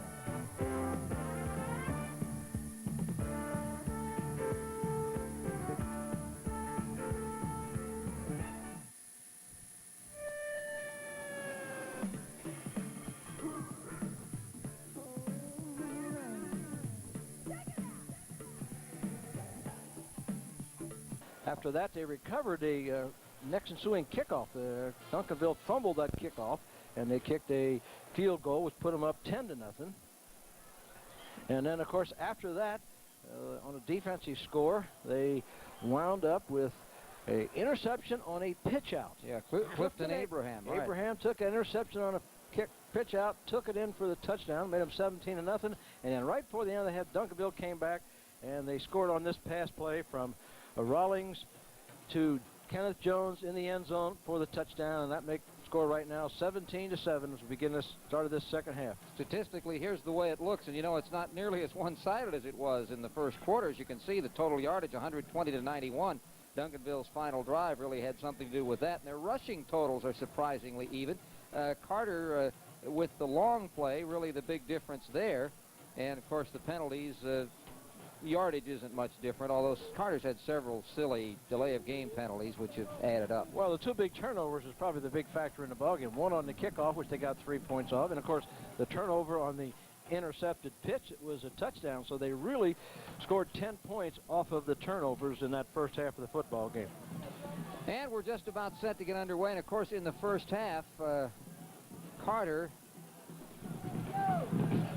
won the toss but elected to make the choice in the second half, and therefore they will receive the kickoff to start the second half, and that's great for them because they're on a momentum drive after scoring in the closing moments. Luster and Level are back deep. Luster is number 20, as you'll see him in a moment, and Level number 2. Harold Jones will kick it off for Carter. Carter dressed in the white uniforms, ranked number 1 in the Metroplex area as it's a line drive to Luster, 10-15. And dropped at about the 29-yard line. A good return by Luster, and that will give the Duncanville Panthers first down at that point. Joseph Tips coming in to make the stop. 23-yard return on the kick. That'll be interesting to see whether Duncanville comes out now and starts up where they left off the end of the first half with that great drive they had. And what adjustments Dallas makes defensively to that. Rawlings was just 2 for 8 passing, but he hit those 2 in that drive. And here we go. It is an I formation behind Rawlings.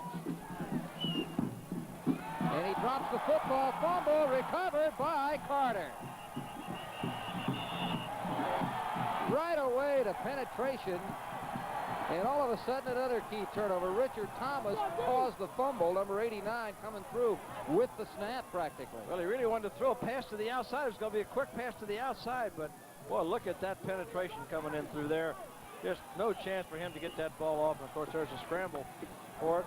And Dallas comes up with it with great field position on the 22-yard line. Jeffrey McInnes on the recoveries. We see some players in that defensive unit initially that were not starters, so maybe the defensive coach is trying to tell them something. Short yardage on the slant to the right side to about the 20-yard line. A gain of only about 2 yards as the bulwark Harvey Harper has been carrying the ball. That would be his 10th carry of the game. We've got injury down in the field, Greg. Duncanville players hurt. As while we wait to see what the situation that is on that. Harper is the leading ball carrier in the game with 20 yards on 10 carries. That's the leading ball carrier for the Carter club. Level with 32 yards on 4 carries is the overall leading ball carrier. And of course they'll take all the time they need to make sure the injured player is... Oh, I think that's one of the big improvements that's been made at every level, high school, college, and pro, the fact that they really take time instead of trying to hurry someone off the field.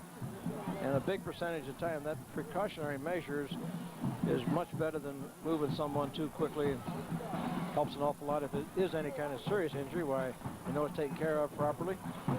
No sense taking any chances. Well, looks like Greg he's all Bowie, right. maybe, number 8. Yeah, Greg Bowie. Ankle, perhaps, or certainly the right leg.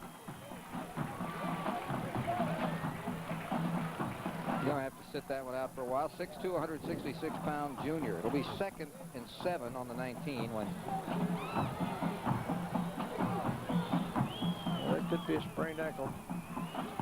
They'll take him over the sideline. Of course, that's the trainer there. They have a doctor on the sideline. Robert Hall is the quarterback. Grant in motion. Hall to David Jones. Jones, touchdown. A 19-yard pass play from quarterback Hall to fullback David Jones. Oh, this is a good pass play. Good design on this play. Jones faked in the line and then wound up going out to the left flat there. David Jones lined up at the fullback position. He went through the line and then out to his left. And the rollout was slightly to the left, and Hall found him and did the touchdown pass to him. Stephen McKnight will try the extra point. High snap. Kick looks good. And is, and so with timeout on the field, 11 minutes and 17 seconds to go in the third quarter, Dallas Carter capitalizes on yet another turnover, and it's taken a 24-7 lead over the Duncanville Panthers on the Texas High School Football Game of the Week. Oh, I know. afternoon. Welcome to Whataburger. May I take your order? We knew it the moment we saw you that our day was gonna be okay. When you said hi, I couldn't wait to get here. We knew that it looked like a Whataburger day. We've got food cooking that's simply the best, made just for you, and it's hot and fresh. And from the smile on your face, it's easy to guess. Enjoy your meal. It looks like a Whataburger day. The Tiger Paw Classic, Grambling and Texas Southern in the Astrodome on Saturday, October 29th at 8:30 p.m. Catch the halftime festivities as two of America's hottest high-stepping bands battle for bragging rights. For ticket information, call 526-1709 or 1-800-426-3094. Nowhere else but the Dome. Grambling and TSU, sponsored by Budweiser, Church's Chicken, Magic 102, and HSE. Babers is going to win the gold medal. Alonzo Babers of the United States Air Force wins it. Go for the gold. Aim high. Air Force. Carter 24-7, and here's how they did it on this pass play. Nifty 19-yard. Watch 32 there. See him going up in the line? Now watch, all of a sudden he'll come out to the left there. Looked like he was going inside, then he broke out the left. He's wide open, catch the pass, and then he takes it in the end. Did a pretty good job of running after he caught that pass, but good design. Fake up through the middle, and he slid out into that left flat over there and was wide open. David is a 6-foot, 190-pound junior. Back to return the kick again, Andre Luster and Alvin Level. I wonder how many times I've called him Alvin Level. Oh, it's Alvin. Well, that's putting him in pretty good class, though. Yeah, guy's been a pro athlete for years and years and years. Just not this sport.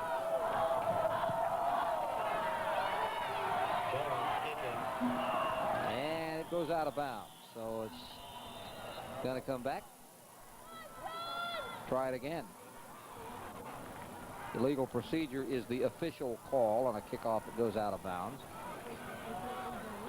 And, of course, in the high school rule, they'll come back 5 yards back and kick it off again. Here's the scoring drive. Didn't have to go very far or take very long. Well, 2 plays, 22 yards. Of course, the first play was a run for 3 yards, and a 19-yard touchdown pass to David Jones.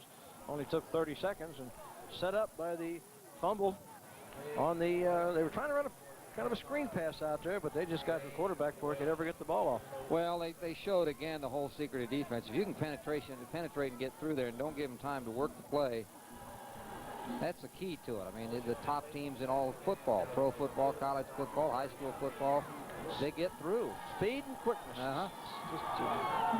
got speed and you got quickness. You can make a lot of things happen. You can make up for a lot of mistakes. You can make mistakes and still recover and make plays if you have that quickness. Kickoff this time to 35. And Level. To make that Luster out at about the 33-yard line, and he's dropped there. But Duncanville will have the football, trying to get back. 19-yard return by Luster.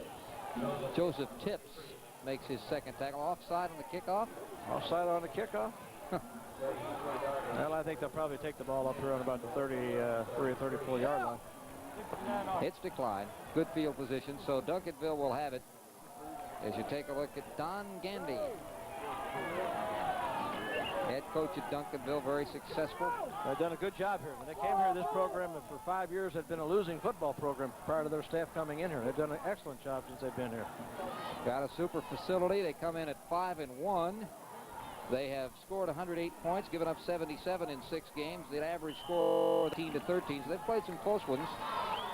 Balanced attack, though. That was the reason they came back in the last of the first half. The pitch back to Luster, and he has nowhere to go. He's dropped behind the line of scrimmage. There's Jesse Armstead. We haven't called his name a lot because they've tried to stay away from him, as you can see why, but he's made some tackles where he's made sure he got involved. Well, Greg, that's just a great example. That play, if you looked at it when it first started, looked like it was going to be a good play. Looks like there's running room outside. You're going to run the option down here. You see Armstead come in. Look how far he's behind the play, but not watch him turn his speed on to make that play. Just outstanding speed by the Carter defensive players. All of a sudden, you see 7 of them around the ball. Second down and 10 at the 33. Here comes Evans on a blitz.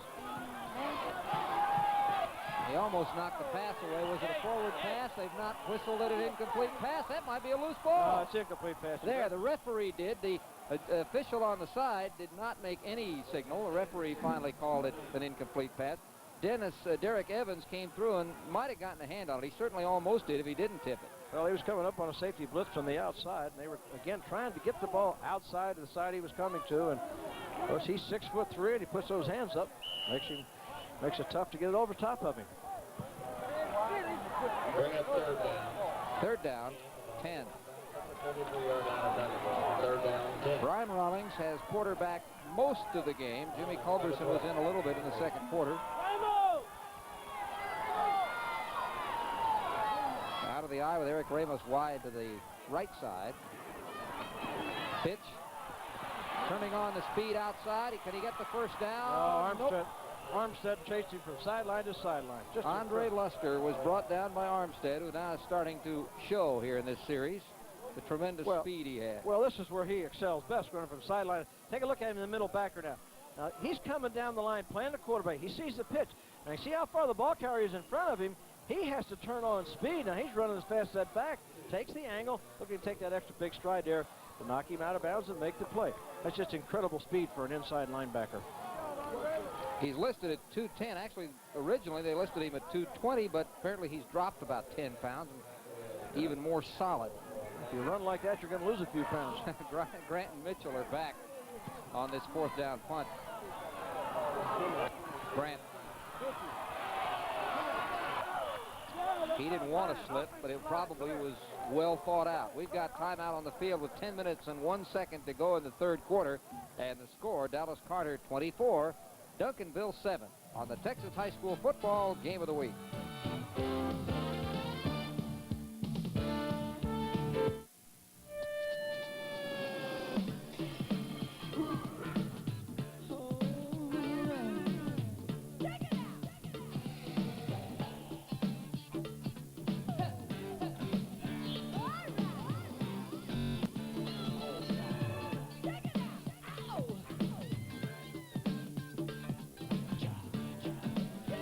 One place puts it all together like no place else. Come to the Stripes at Foot Locker. Stop. This is Gene Peterson asking you not to miss a word of this announcement. Kuppenheimer's Super Fall Twofer sale is on now. Every suit in Kuppenheimer's entire stock. Thousands and thousands, all twofer priced. Where else can you get wool blend suits starting at $2 for $199.90, dress slacks as low as $2 for $39.90, or Famous Maker dress shirts starting at $2 for $15. Extra tailors are on duty to meet the demand. Hurry into Kuppenheimer's Super Fall Twofer sale.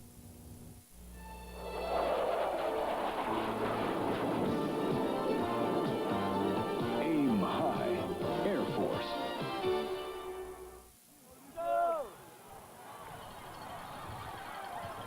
Greg Lucas back along with Ed Biles. There you see the score. The action is about to resume here with 10:01 to go in the third. Not much going there for David Jones as Nick Haggerty hit him first. He had some help.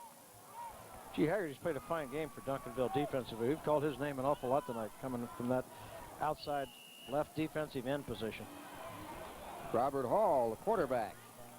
His job it is to keep the offense flowing.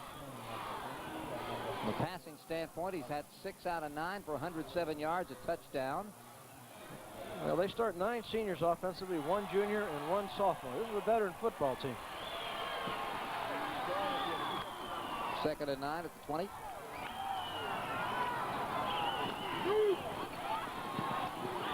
Give on the right side to Gary Edwards. Patrick Connolly made the stop. You know, Harper and Edwards, of course, do most of the ball carrying for this Carter team. Maybe their top runner, Carlos Allen, is out. He had torn ligaments in his ankle, and he was really highly regarded. Yep, he had torn ligaments. He was their best runner. They're doing well without him.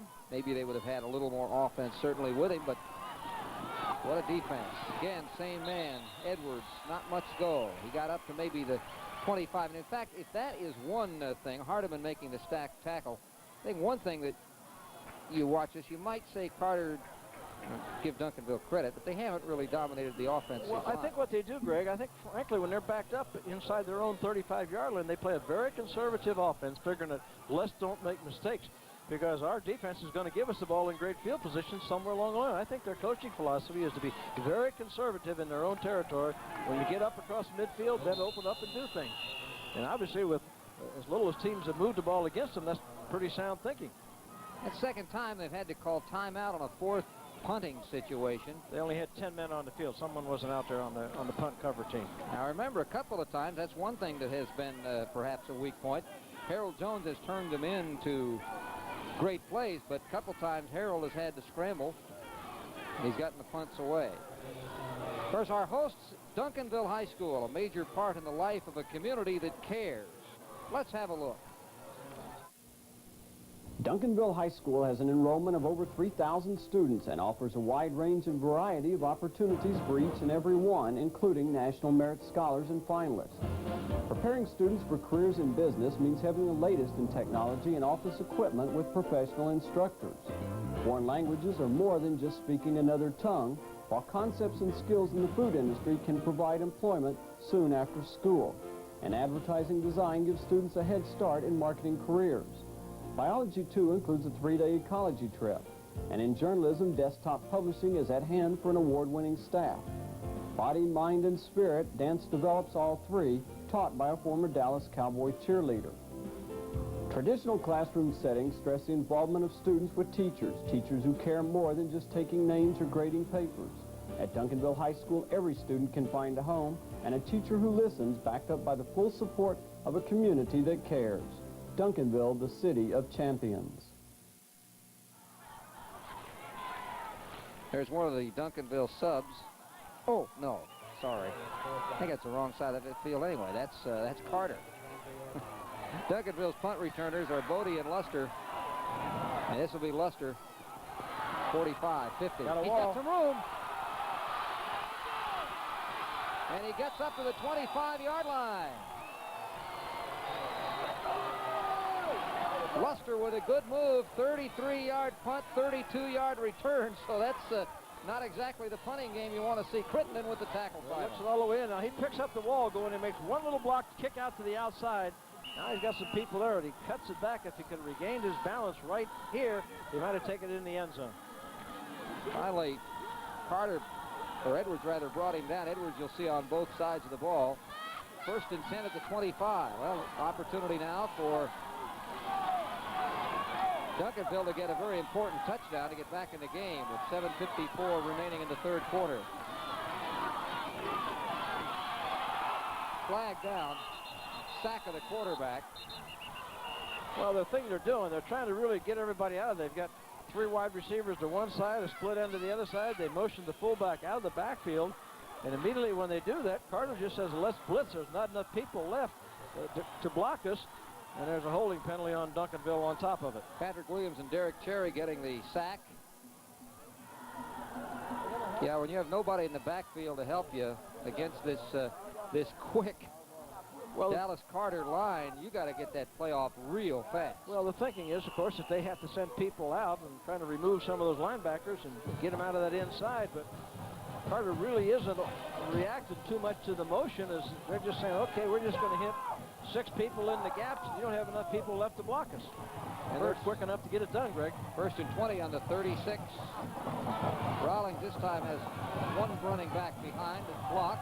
He goes to the corner. It is an incomplete pass. Almost a great grab by Luster, but he couldn't hold on to the ball, as right with him was defensive back Chris Calhoun, actually linebacker Calhoun, number 4, who dropped back to cover the back out of the backfield. Well, Luster makes a great attempt to catch this ball. Tries to go up over the top of Calhoun and catch it. Watch him go up and has his hands over above him, but as he brings it down in, he gets tangled up with Calhoun and just can't quite hang on to it. Great effort by Luster. DeWitt, number 5, in on that play as well. It's second down. Nothing going. It is a struggle. Even the handoffs are tough. Boy, Calhoun come knifing in from the outside, did a good job on making that play. Al has been leveled, the 5'9", 165-pound junior with the carry. He has gone more times than anyone else. He'd carried the ball more than any of their back for Duncanville for a short average, 3.8.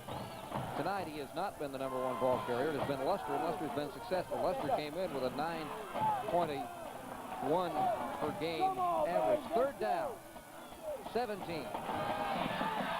High pass, incomplete. Kenneth Jones, the intended receiver. There was a passing lane inside the defense, but the pass was overthrown the top. Edwards was there, but the pass was not on target. Well, all fairness to Brian Rawlings, of course, Greg, he broke his foot in preseason. And the first time they played was last week. And boy, try to come off and do some things against a good football team like this. There's an awful lot of pressure on the quarterback. I think the coach has a great deal of confidence in him, but you can see that some of his timing is just off a little fraction, and some of that Dallas Carter's quickness has had a great deal to do with also. Gary Edwards drops back just in case they don't. Well, they're set up to try a field goal here. That would be a 51 yards, and that catch is, well, for some reason they didn't get set up in time, so they have to call timeout to stay away from a penalty. Now, this would be a 51-yard kick. Now, he has kicked a 42-yard. In fact, the only score in last week's game was a 42-yard field goal. If they won 3-0. Yeah, so he's got a good long foot, and he was certainly accurate. Speaking of Steve Gibraltar,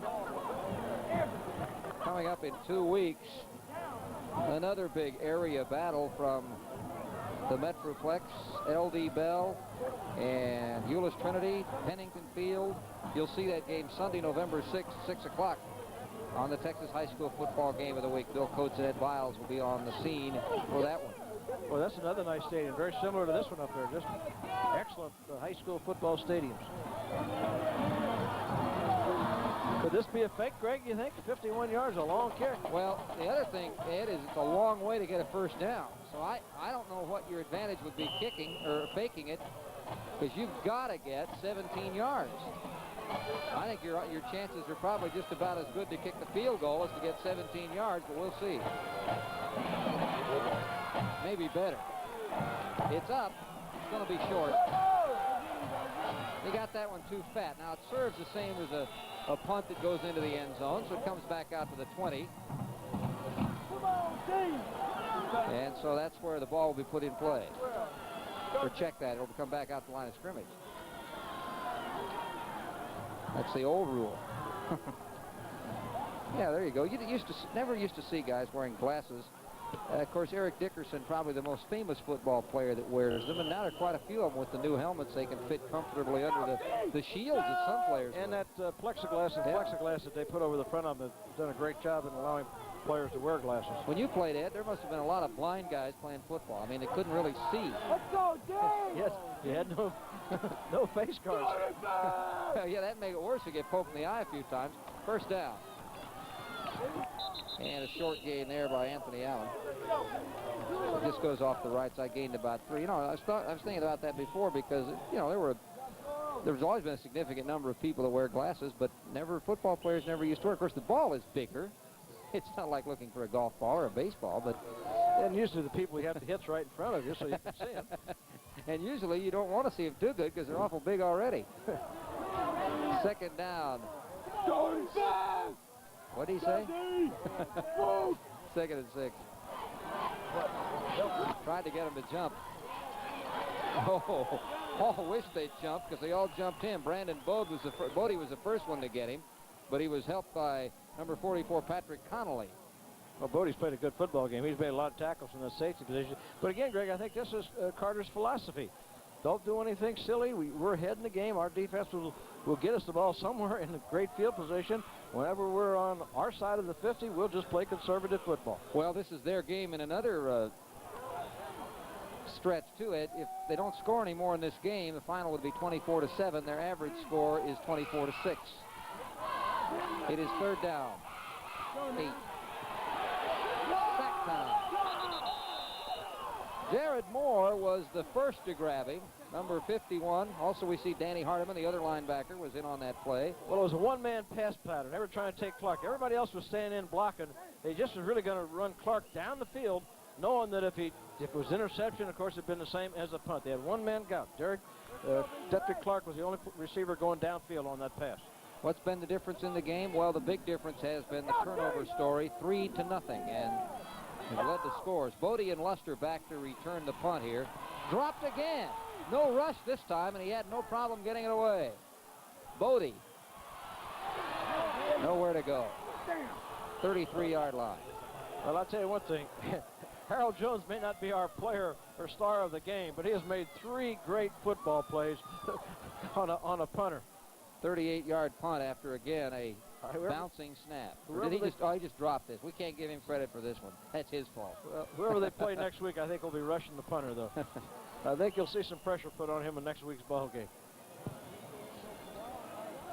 Clifton Abraham, who was perhaps the outstanding defensive player in the first half, is on the sideline with an ice pack on his shoulder. Shoulder injury for Abraham. Carter. He, of course, had the 27-yard pitch-out interception return or run. There's a draw on the handoff inside, and a good gain for a first down. About 12-yard pickup there for Sean Shelley. Chris Calhoun. Or check that. That's number 2, Alvin Level, not Shelley. Number 3, Level, 48 yards. In a pro league, Greg, they call this the enema draw, where he goes back and goes behind him, and then he sticks around in front of him. That's called the enema draw in the pro football ranks. And we won't ask you to explain why, but it's first down. You just have to visualize it yourself. First down, and a pitch out this time. Luster gets up to the 50, a gain of about 3. Almost 4 yards. Well, I finally saw Jesse Armstead do something that wasn't real good. He missed a tackle on that play. He was out there on the pitch man and simply missed a tackle. He almost had a tackle for a loss.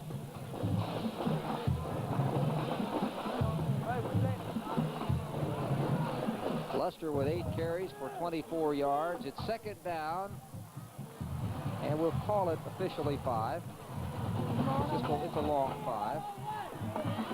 Nothing going.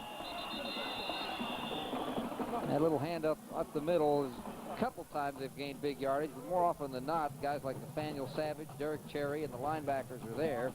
That's what happened this time. There you see coming into the game is Kenneth Jones. He's bringing perhaps a place. Coming in with Ron McGuire. They're making a switch. Coming out of the game is Andre Luster. Limping a little bit coming to the sideline. Yeah, Luster maybe getting a little bit tired. 1 out of 8 on third downs.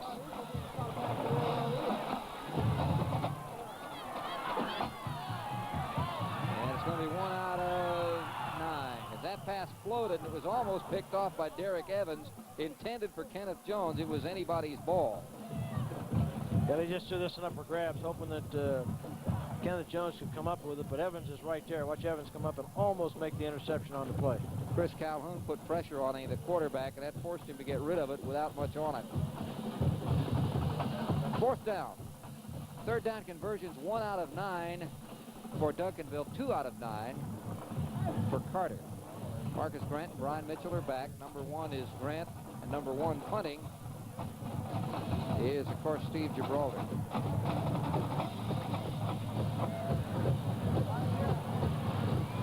Grant to the 7, and that's all. 2-yard return. Good punt, good coverage. 43-yard punt with no return to speak of. David Bernard, the strong safety on defense, came down on the special teams to make the tackle. Well, that was a fine punt.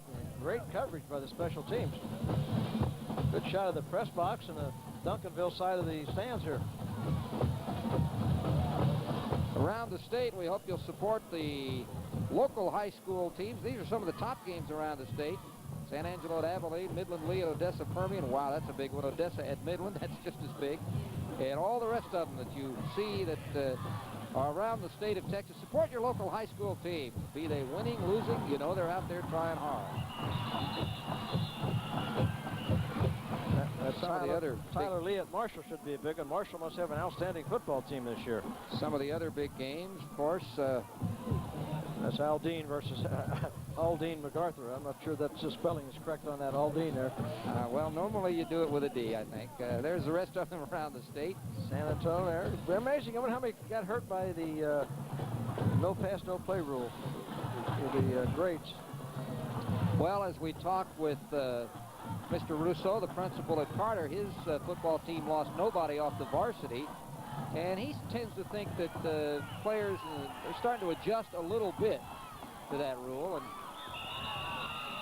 understanding that it is, you know, they're serious about it. Another short gain. Connolly on Jones, Jones the ball carrier. Well, I think they're going to be content. Again, Carter's going to be very content right now to just play very conservative, use the clock up, and see if they can get into the fourth quarter here with this 24-7 lead.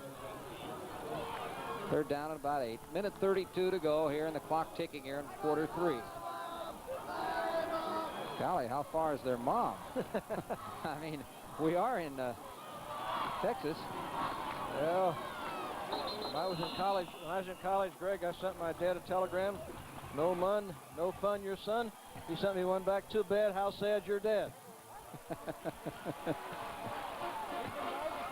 It's fourth down.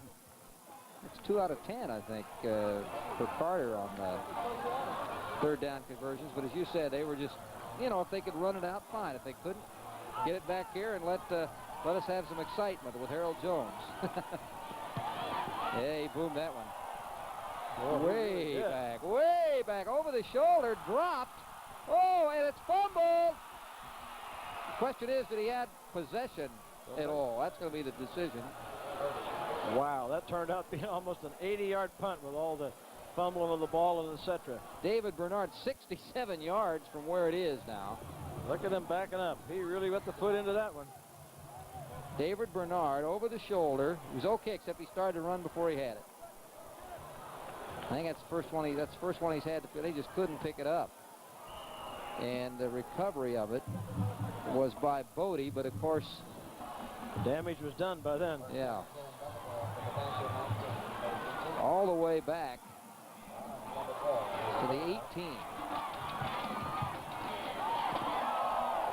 Boy, there's just been not much running room when you try that middle. Dampier, Calhoun on the tackle. I think that's first carry for Reginald Dampier. Take a look at the defensive signal, defensive call being sent in by the defensive coordinator. Arvis Bonner. Carter High School Cowboys. With 10 seconds to go in the third quarter, more than likely the last play of the quarter. Uh-oh. Major loss on the play. Level has to gather it in back on the 8. That's why they play conservative offense, Greg. Certainly isn't working to throw the pitches and the tosses back at this point. We've reached the end of the third quarter.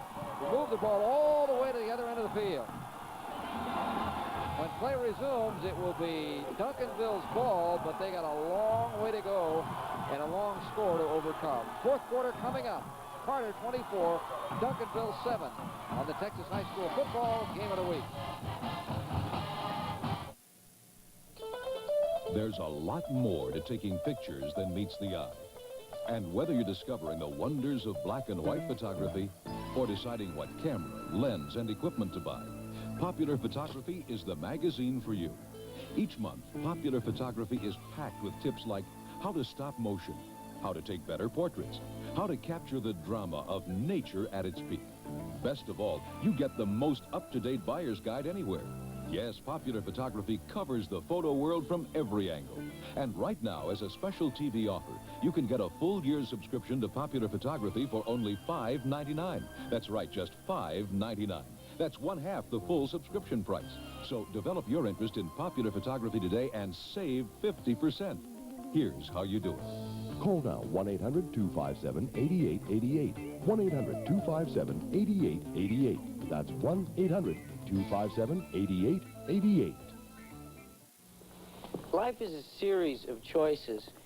What you eat, how you look, whether you do drugs or not. You know, cocaine, crack. See, only you can decide because the only person responsible is you. Now, if you make the right choice, there's nothing you can't accomplish. If you make the wrong choice, all your other decisions are made for you.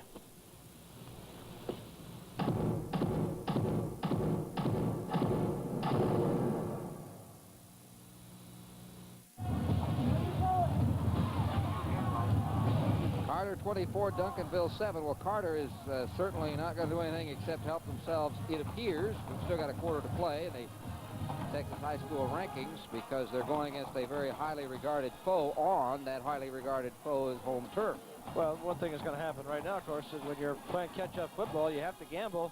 And when you gamble against a great defensive team, that's when you make more turnovers or you give them the ball in great field position.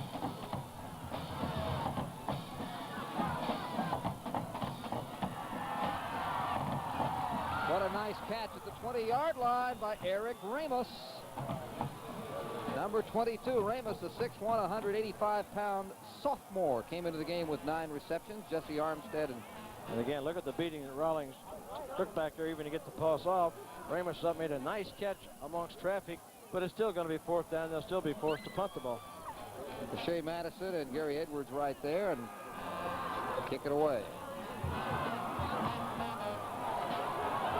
Panther Stadium, located just south of I-20, a few blocks in Duncanville, which is just south of Dallas proper, part of the Dallas Independent School District.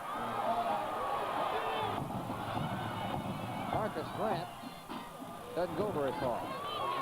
But one thing both teams have done a pretty good job of keeping any number of long runbacks on punts. There have been a couple of pretty good ones, but considering the number we've had, coverage has been good. That was great coverage by Billy Hayes, a very small senior, 5'8", 141-pound defensive back, but he was down there and made a big tackle because it looked like they had the wall set up again out to the right side. Play just under a minute here in the final quarter. The ball on the 30-yard line. Robert Hall.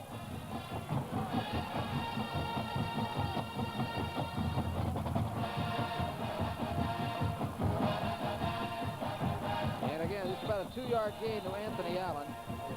As he went off the right side. Morris Cavall and the Duncanville band who put on such an outstanding halftime show. One of the,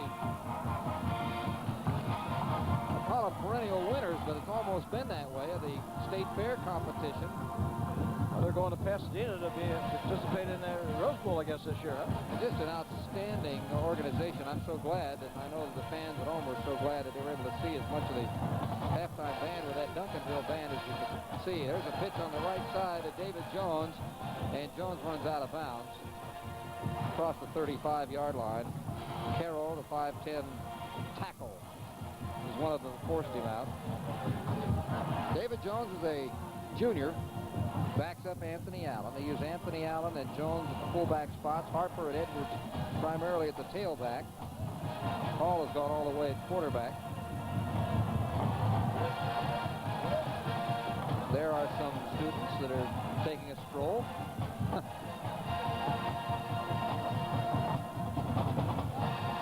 Where's that group? 3rd down and 7. Sack time. Number 43, Monty Joe, who's the other end, along with Nick Haggerty, got to Robert Hall. They've played a good game, both Monty Joe and Nick Haggerty. In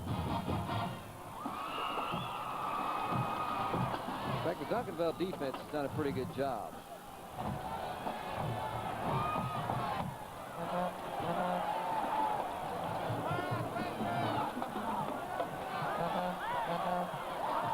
We're going to have a punt.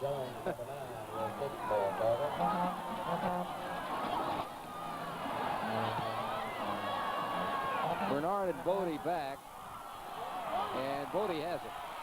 He wants a block. There isn't any there. He tried to fake out the defense, thinking there was somebody there, but there wasn't. When play resumes, the ball will turn over, and it will be Duncanville's football. 9:34 to go here in the ball game. 24-7. It is Carter on top of Duncanville in the Texas High School football game of the week.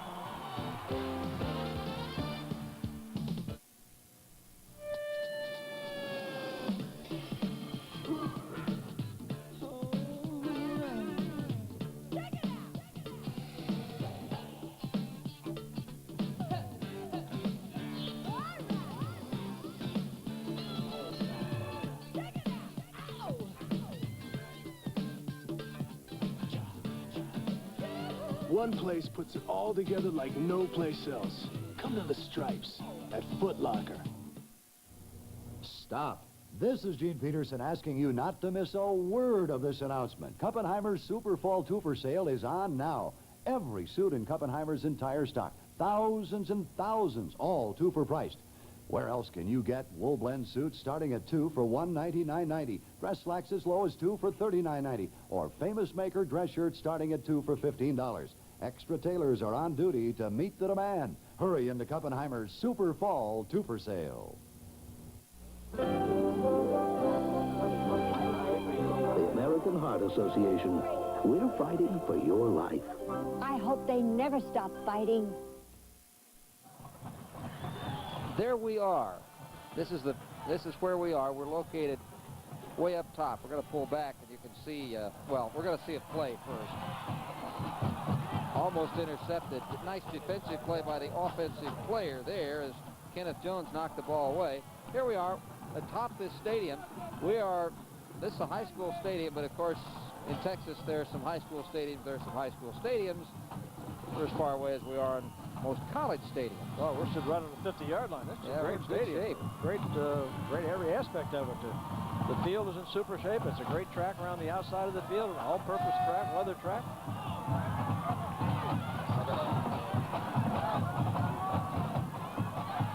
Jimmy Culberson is in at quarterback, and incomplete pass. He had the arm motion going forward just as he was hit. Well, again, give him credit for the secondary had great coverage. He has plenty of time. Time now that there's nobody left. He looks again. Of course, there's nothing left for him to do except throw the ball down. Lucky he didn't get a fumble on the play, but the coverage was downfield tremendous. Jeffrey McGinnis got the arm on the quarterback. Luster over here on the near sideline, the running back for Duncanville with that leg injury. He has his shoulder pads off. So that would indicate we won't see him again. That pass is incomplete. There's the flag, late flag. I was waiting for it because it looked to me like the defender did a little bumping while the ball was still in the air. It had not reached either one of them, but we'll have to see if that's actually what he called. Surely. That was one of the latest flags I believe I've ever seen thrown. I still think the official was waiting for the man on the side to call it, and he never did, so he said, well, I think that's a penalty. Oh, he might have called it. Yeah, that's right. That's exactly right. He probably called a personal foul in there. Yeah, it was not pass interference. Let's take a look at it. See, there it is. It's not that. Now let's see if someone can hit. There it comes. Oh, there it is, right there. That's what the flag was for. It was not for the pass interference, but the late spearing call. Gary Edwards on Sean Shelley. So it's a first down. Coach Bonner's upset, but I think if he sees that on the film, I don't think he realized what the official called. And the official that's right in front of you is the one that you can yell at and scream at, so he's talking to him.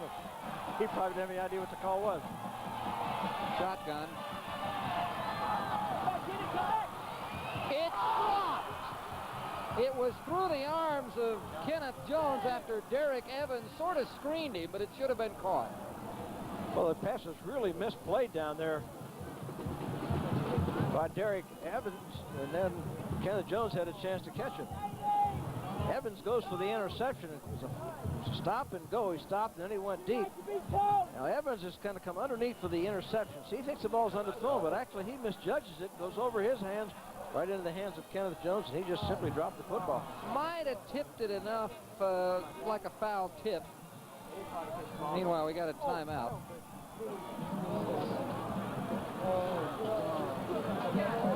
I want to remind you about the folks at Kuppenheimer. Kuppenheimer, famous brand men's clothing.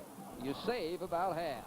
And our friend Don Sarin tells us that a twofer sale is now underway. 2 for 1.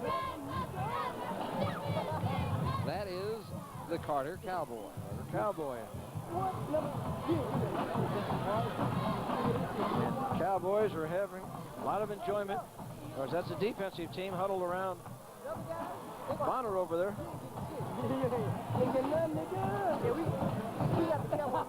No, he walked off.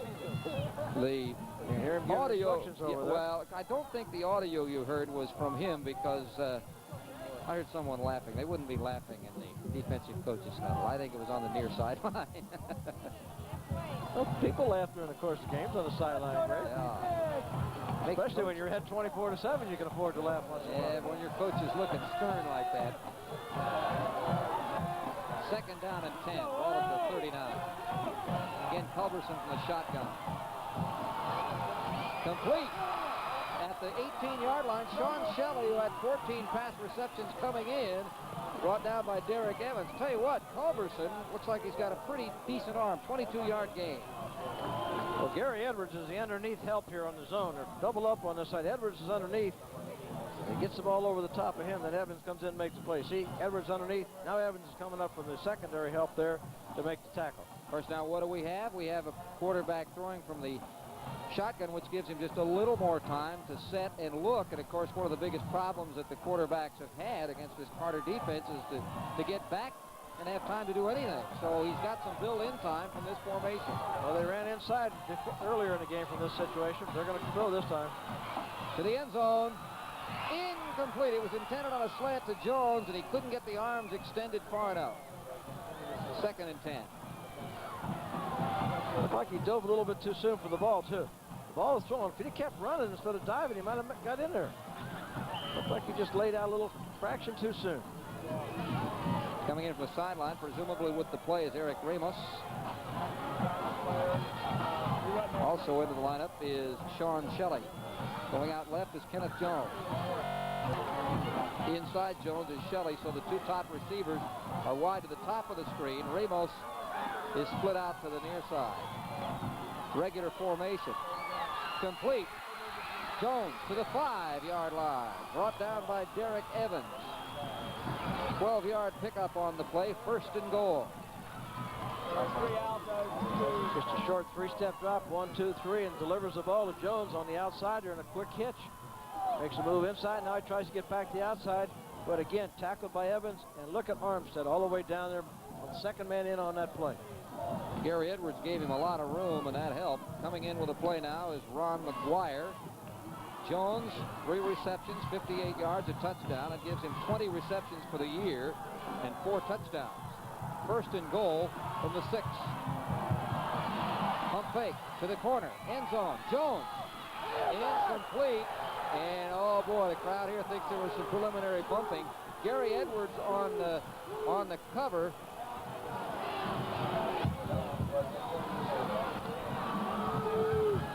Well, let's take a look at it. It's going to be coming from the corner of the end zone now. You'll be the defensive back looking at it. He goes back. He's going to throw it up in the corner here. Now let's see if the defensive back is looking at the ball or playing the ball. Now it looks like he's in position to play the ball now. He was looking at the ball. He wasn't looking at the receiver, so you have to give him the benefit of the doubt on a play like that. This is the longest drive Duncanville has had. This will be their 8th play coming up. They trail, however, 24-7. Second down and goal from the 6. Wide to the right side is Jones. Here comes the split. And on the tackle is defensive end Richard Thomas, number 89, who just shot the gap, the defensive lineman. Well, they had the blitz coming from the inside. He's freed up from the outside. You see him come from the outside. You see all the other people come from the inside. There again is Derek Evans on the safety blitz, which freed up Thomas from the other side. This has happened to Duncanville on a couple of occasions. They've had the ball down close, couldn't get anything out of it. Now a timeout called by Carter. We'll take a break and return with 7:49 to go in the game. It is 24-7. Carter over Duncanville. Duncanville hoping to score. They're inside the 25. This is the Texas High School football game of the week.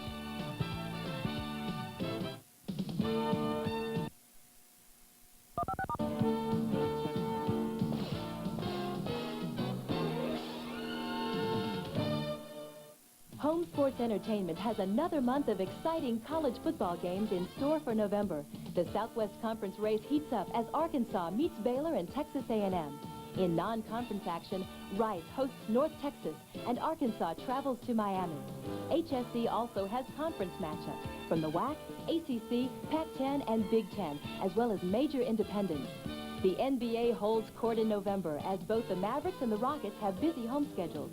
Dallas area viewers can watch the Mavs 10 times, including games with the Lakers, Pistons, and Nuggets, while Houston area viewers will see 9 Rockets games featuring the Mavs, Pistons, and Spurs. San Antonio fans can see the Spurs against Houston and Dallas. Also on tap, NHL hockey with the New Jersey Devils, collegiate hockey, women's collegiate volleyball, boxing, and more in November on HSC, where the game's on us.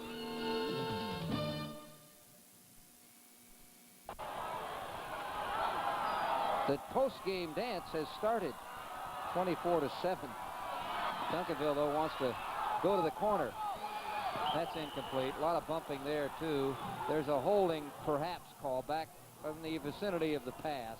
Flagged out. That is a 7.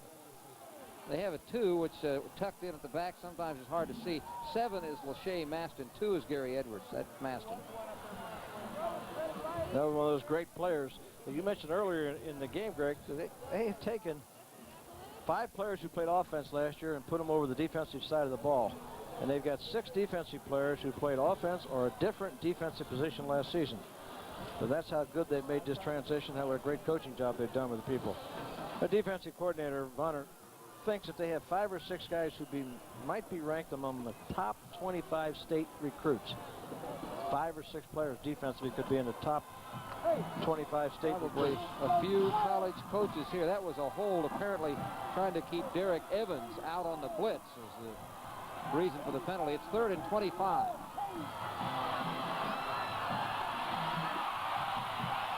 To the end zone. It's anybody's ball. Touchdown! Oh!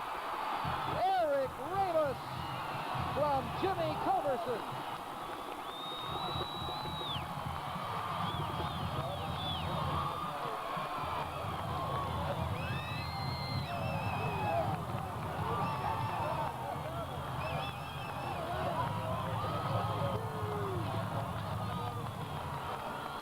Sophomore tight end did a great job of concentrating on the football, and he went up, jumped up among 3 defensive players and made a fine catch. 25-yard pass play. Here's the extra point. First touchdown of the year for Eric Ramos. Going for 2. Got him. And it's Ramos.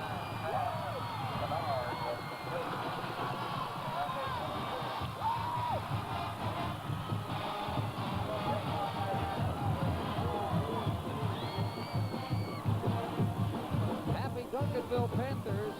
Well, they got to make something happen. Their defense has to make something happen on the turnover here to get themselves a chance to get through. Okay, take a look at this touchdown pass. Culverson back in the pocket and it's about to break down. Carter's playing zone coverage and moving all around. He goes out to his left. Now he sees him down the end zone, and you can see the people around him there. Watch him go up and catch this ball. Look at that. Look at all the defensive people with all those hands. He went up with great concentration. Came down with the ball, make the touchdown. Eric Ramos, 6'1", 185-pound sophomore tight end. He's averaging 14 yards on all of his catches. And then they came on an extra point, a fake extra point, well executed. They fake the kick, make the pitch back here. He's going to throw a pass at the end of this into the end zone, of course. Ramos wide open on that great executed extra point. David Bernard, who is a safety, and we've seen him returning punts with that toss. And it's 24-15 with 7:34 to play. Carter has deep number 8, Brian Mitchell, number 1, Marcus Grant. Well, the one thing they've done, they've scored 15 points, and they've only got 38 all year. Onside kick. High bouncing ball. It is Duncanville football. To the 19-yard line. Charles King, the linebacker, picked that one up. It looked like it. Nobody on Carter wanted the ball. He can't, Greg, he can't run the ball. The ball come back to where he recovered it, back on about the 31-yard line. He ran it down to the 20, but you can't run that kickoff. It looked like nobody on Carter wanted it. They were just letting it bounce. Well, it took those perfect bounces. That's the onside kick you wanted. Now watch here. See, he'll take about 2 bounces, bounce 1. Now this next bounce goes over the top again. Now takes another odd bounce. That was the odd bounce that really helped him then. Evans was there trying to catch him, but took an odd bounce right away from him. And Duncanville gets a break on the 31-yard line. How obviously right back in the game. Culberson to throw. He cannot get back. I'll tell you what, Ed, I don't think I'd... As tough as it's been for them to get back in the pocket, Nathaniel Savage with the sack, and as successful as they've been from the shotgun, I think I'd have to stay with that a little bit longer. Well, it looked like Carter wasn't too happy about giving up that touchdown, the onside kick. They went out with some fire in their eyes. A big loss of 11. It's 2nd down and 21 on the 42. And again, they're going to just come up with a standard I formation. To the right corner. Caught at the 20-yard line. Sean Shelley went high for the football and came down with it over Roderick DeWitt. And that is a 1st down. They got all 21 yards. Oh, Greg, this is a great catch by Sean Shelley. Watch him go up here and catch the ball. The ball right there, he has to go up and just great concentration. Shifted in all the way and fought the extra yardage to make the 1st down. That made up for that big loss. I remember Roderick DeWitt is having to play because Clifton Abraham's on the sideline with a sore shoulder, and he had a super 1st half at that cornerback spot. 1st down and 10. Up the middle. Oh, another outstanding catch by number 22 once again, Eric Ramos. He's had 3 in 3 tries.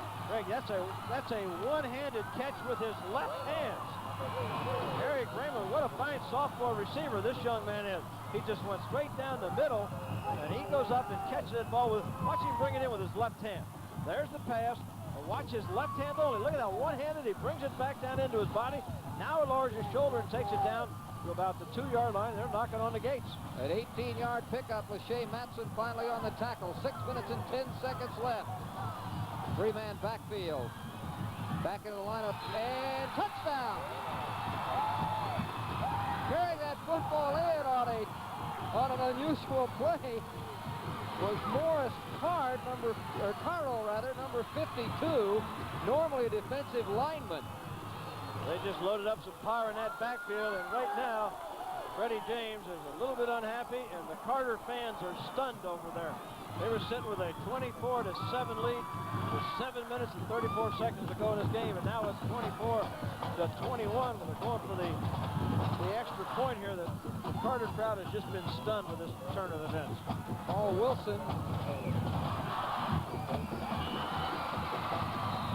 did not hit it. Oh, and that's a factor. It's still a 3-point margin now with 6:03 to play. What a football game this has turned out to be. And of course, if Carter ends up winning the football game, Duncanville fans are going to look back at those turnovers. However, if Duncanville ends up winning it or keeps it at least this close, Carter's going to say, what about that onside kick, and a couple of those super pass receptions? Well, I don't think they'll onside kick this one. I think they'll kick this one deep, Greg. With 6 minutes to go in the game, I would think that they'll kick it deep. Particularly, Ed, when you consider that Duncanville's defense has held Carter in check in the 2nd half. So they got to be confident that they're going to get the ball back with reasonable field position based on what has happened up to this point. There's a nervous coach. How do you feel on the sideline when you're in a situation like this? Well, they're anticipating the onside kick. They've got 9 men up here above the 30-yard line, only 2 down there. But I still think he'll kick this one deep. Just the fact that there's 6 minutes to go in the game. And it is only 3 points now. Mitchell and Grant are back. I think you're right, Ed. I don't think you want to take the chance on Carter getting the ball close now. At this point, you've climbed the mountain. You're down within 3. 1 touchdown puts you ahead. So you want to keep these guys back as far as you can. That's exactly what they're going to do. In fact, into the end zone, there'll be no return. And the clock won't start. Now it's up to Duncanville's defense to see what they can do with the district leader's offense. Well, here's the way this game has progressed. Carter with 10 points early. Even 2nd quarter. Carter getting 7 in the 3rd, looking like they were going to put it to bed, but now Duncanville has scored 2 big ones.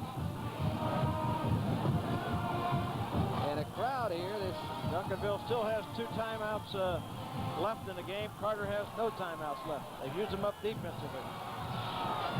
Now we'll see what Robert Hall can do with his offense, the quarterback. First, a simple give. Fumble! Recovered by Duncanville, number 43, Monty Joe. The fumble by David Jones, and Monty Joe picks it up. Listen to this play.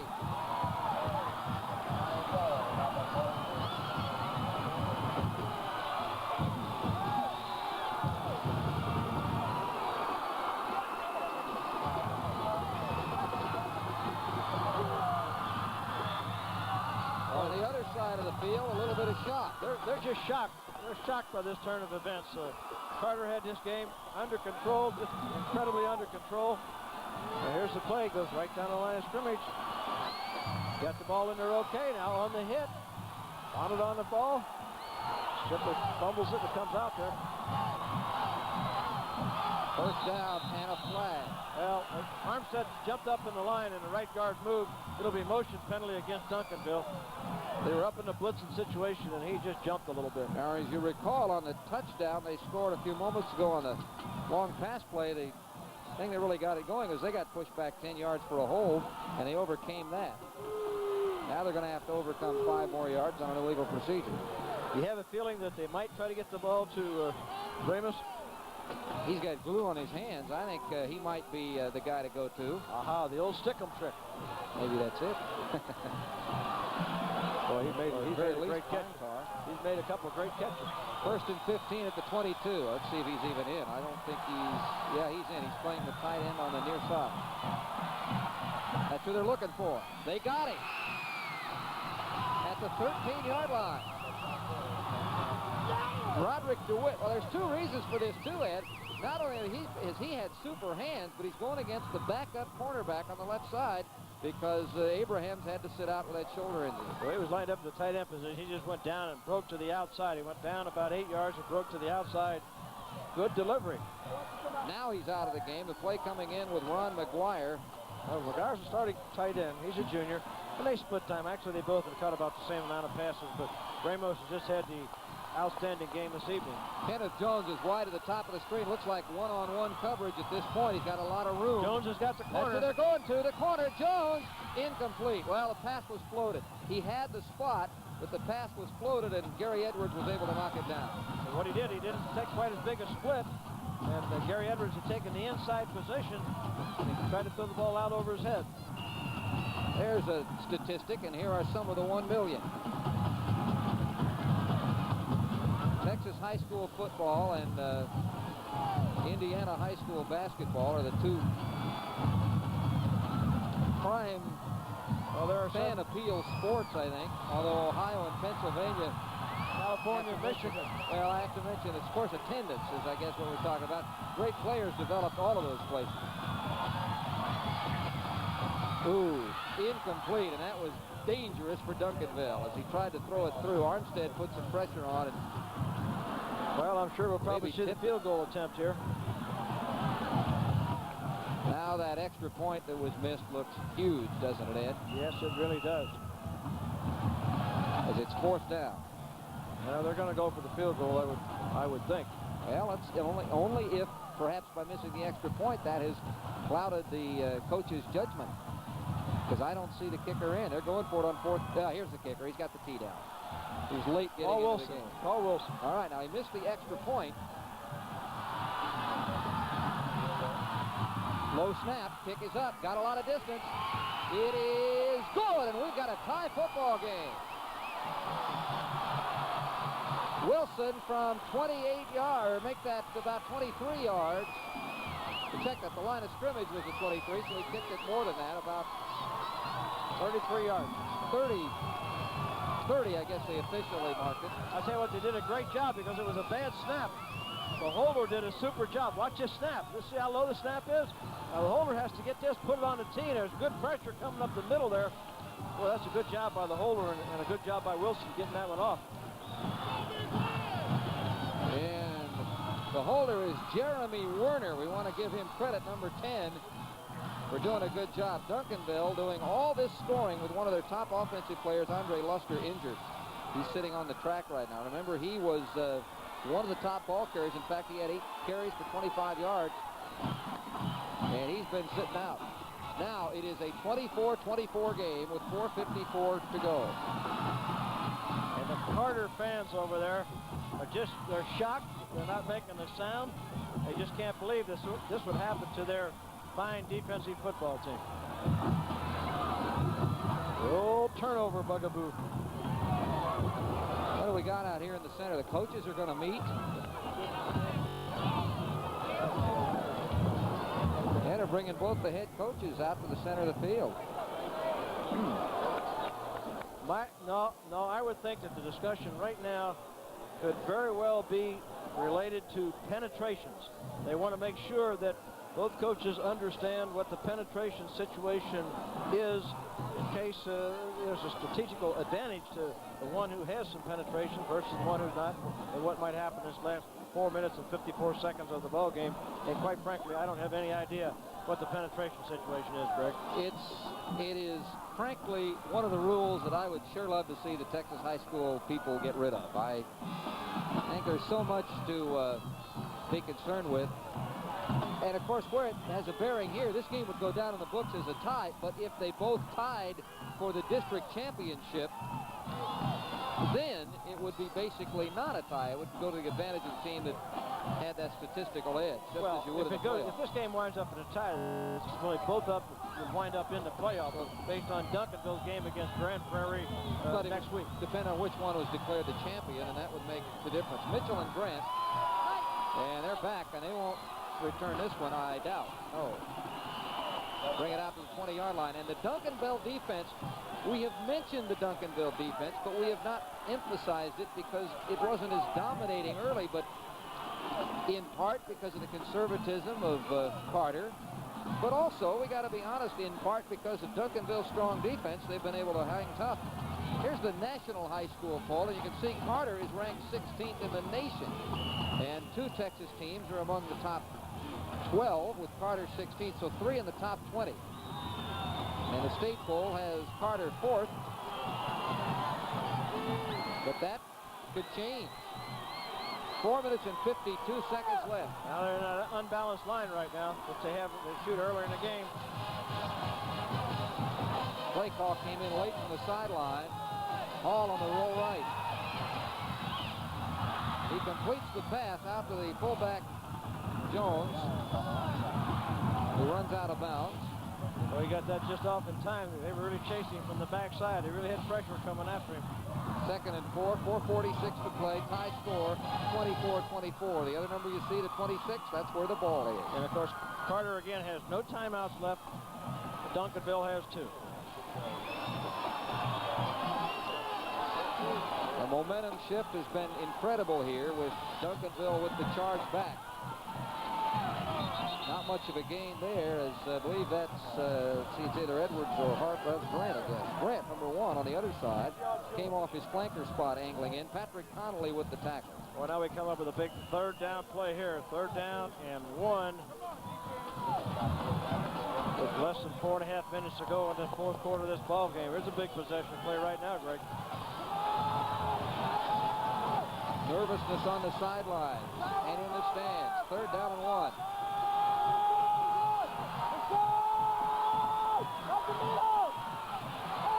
Stop behind the line of scrimmage. Harvey Harper brought down by Billy Hayes, who broke through from his defensive back position.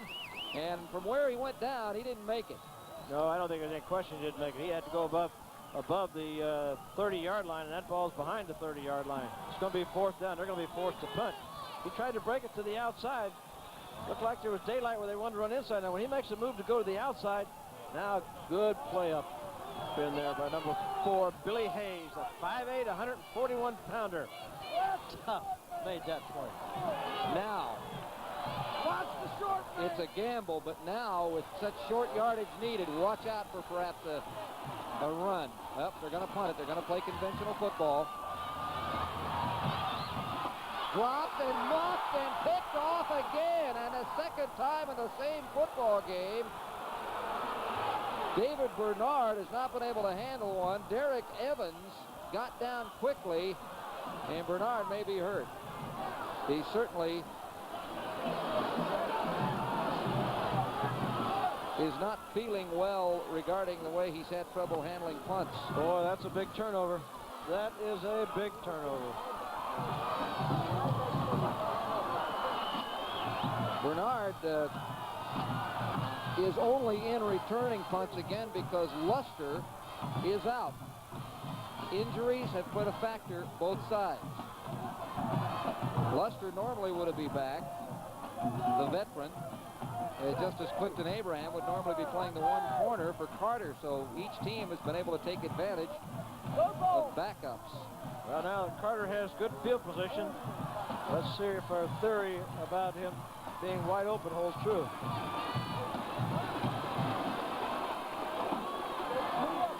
Well, he missed it. Looked like he might have a problem with his leg. He just missed it and went down. He's coming limping off. He's a senior. We're speaking of David Bernard, 5'11", 180-pounder. As you take a look on the Carter sideline, they're pacing up and down. Well, let's see if they open up now, Greg. Now they've got good field position. Ball on the 38-yard line. Yep. Tip, incomplete. Almost recovered by Detrick Clark after it was tipped by Roderick Ashley. Boy, let's make your heart jump on your throat. Play action pass. Gets it out there. And they had a chance to make the interception. Ashley had a chance to get his hands on the ball there.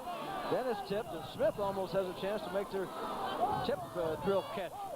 But it's 2nd and 10. Okay, clock watchers, we have 3 minutes and 9 seconds. Tie game, 24-24. Officials timeout for some reason.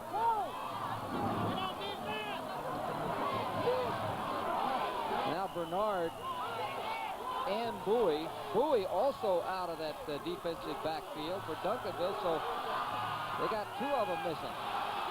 And they're going to throw, and it's overthrown, incomplete.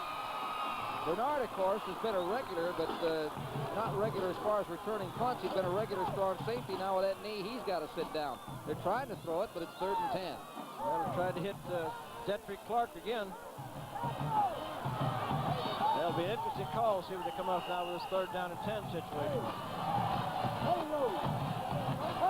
That's the time remaining. Good draw down situation, Greg, although they haven't run a draw all evening. 2 of 12 on 3rd down plays. They need 10 yards. They will.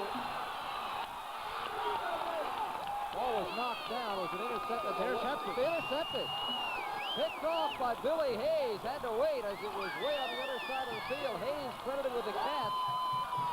And so what that does, the quarterback pressure by Nick Haggerty and the interception saves field position. Well, let's take a look at it. He goes back, sprinting out to his right. It looks like he's in trouble. Looks like he can't get it off. That had been in the grasp in the Pro League. Yeah. Throws it up. Ooh, how'd he catch that? I don't know. He made a great catch. He came over the top of 2 players. He came up with it. The official was right there. Great play by Billy Hayes. First down for Duncanville. 2:55 to go. They're in their own territory at the 33. Culberson, the quarterback. He's led the comeback. He's got a man.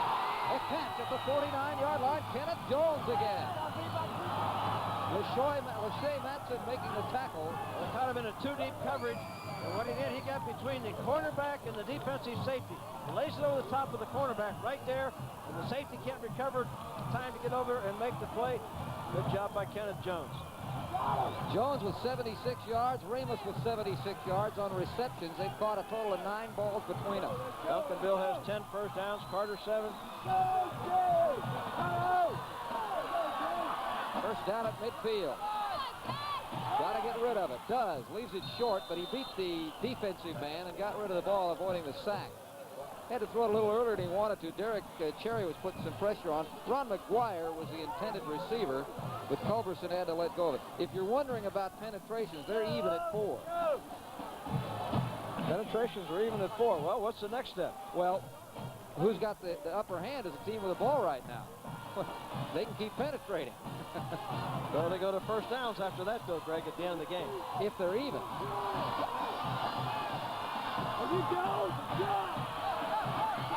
Incomplete, as that was intended for Sean Shelley, and he was circling around trying to get under it.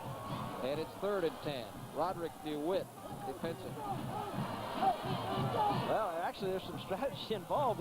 If the penetrations are even, and I've got the lead in first downs, you know, I should just try to run the clock out here in this situation. That's why it's crucial for well, you're right. I was just looking up at the board. You're right, because they ought to just make sure they hold on to the football. Speaking of Duncanville, because they've got the first down edge. Too late now. Uh-oh. They have to kick it away. But really, you know, I guess that, because I don't like the rule either, so I'm finding fault with it. They should have just ran the ball and tried to run the game clock out. Because the spirit of the game is to try to win, obviously, and that's what they want to do. And I'm certainly not second-guessing the coaches, because as you said, you don't particularly care for the rule out either. But really, they could have ran the clock down, and if it came down to that at the end of the season, they would have won by first downs. Grant Mitchell are back to return the kick. Well, we're down to 1:41, and we're looking more and more like it will be a tremendous comeback for Duncanville that will result in a tie. But hey, still plenty of time to go. Sure is. A lot of time. One play is all it takes. There's a flag thrown. Flag down. May have been taking too long. Yep. Delay a game is the call.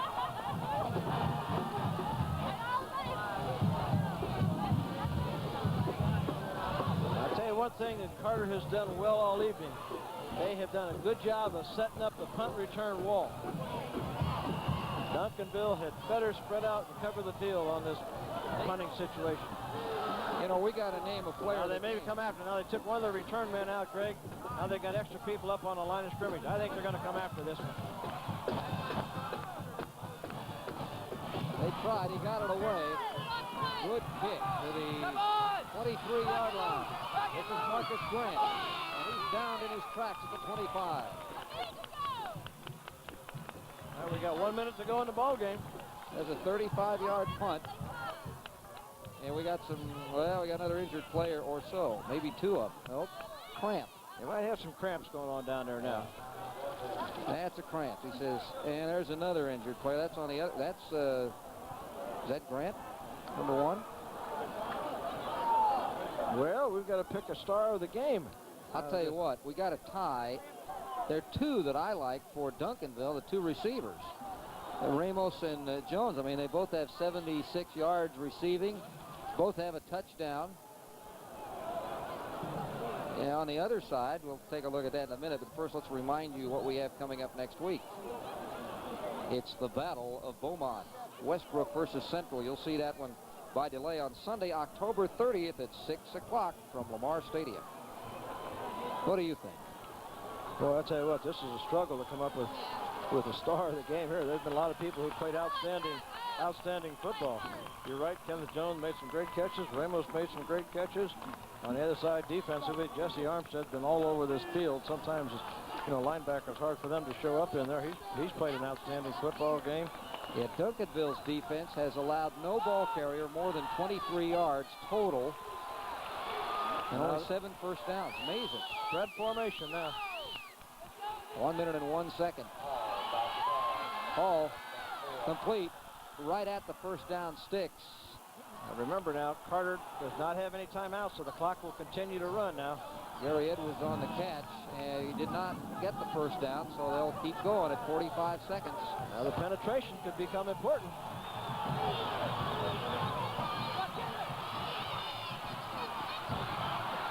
And he is run down, and the clock does not stop, but it will because it's the first down. They'll have to move the sticks. 32 seconds left.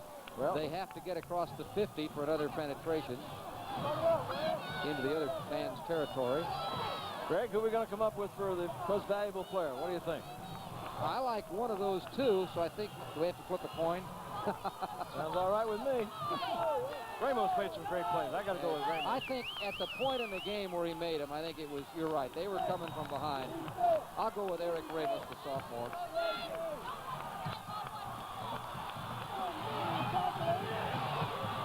Oh, what a catch! On the far side across the 40-yard line and out of bounds, Gary Edwards, and that is down now into Duncanville territory with 8 seconds to play. My, did he save that? That was a one-handed catch. All going to the air.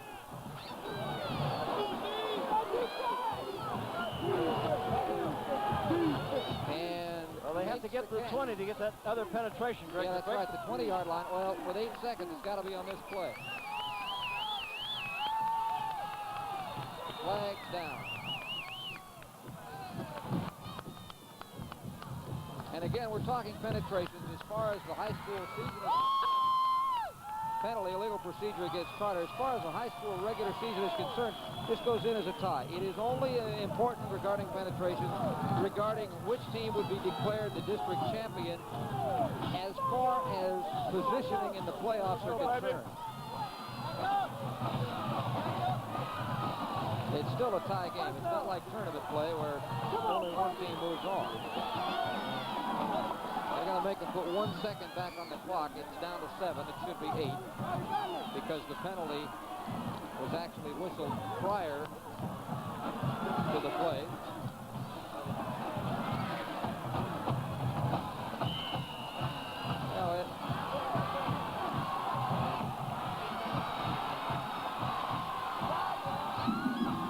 Last play of the game. Flag down, maybe not. Clark with the catch. To the corner, out of bounds at the 28. Now the clock is expired, but who is the penalty on? That's the key. If it's on the offense, it's over. If it's on the defense, they'll get one more play.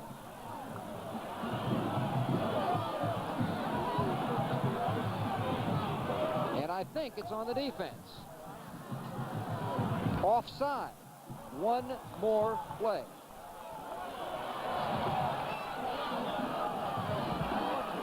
Nervous time for that man, Mr. Gandy.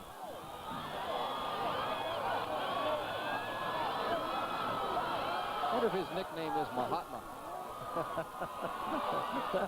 You'll have to ask him if you're talking about. Well, we usually have the winning coach. He winds up as a... They're going to have... They got one play.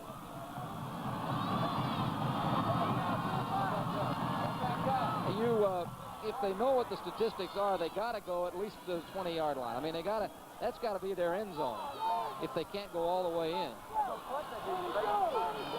Anything less than the 20 doesn't do them any good. But the ball will come all the way back now. They'll mark this off from the 44-yard line, so it won't be at that where that play was completed to. Of course, they want to win the football game, but of course the coaches have to be aware of every little idiosyncrasy. Well, this would be going to try a field goal. It would be a 57-yard field goal. Well, does he have the leg? Harold Jones, we'll see. I'll tell you what, if Harold kicks this, he's our star of the game. We'll have a timeout.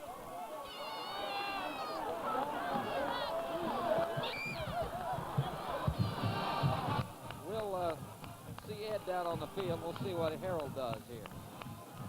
Harold is a 5'8", 160-pound junior.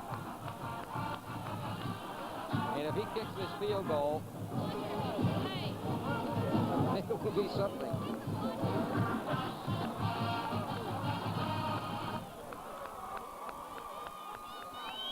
Again, he's getting the chance to kick this because of the defensive penalty, which gives Carter one last play.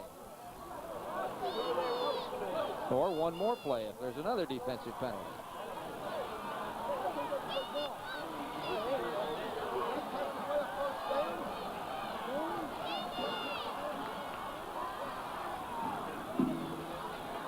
We have selected Eric Ramos as our Foot Locker offensive player of the game, or player of the game, if you will.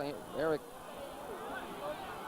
Ramos had 5 receptions for 76 yards, including this super touchdown grab, number 22 in red for Duncanville. The star of the game, Eric Ramos.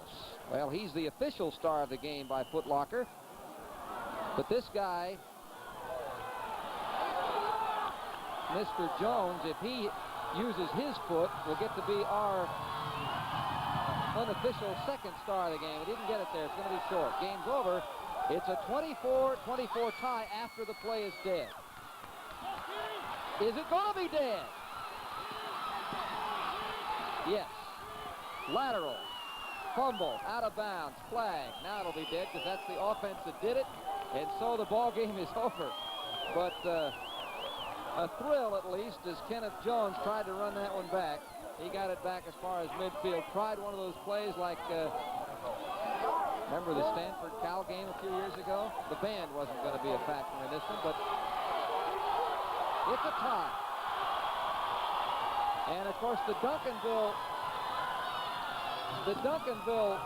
players and crowd as happy as you can be because this is an upset.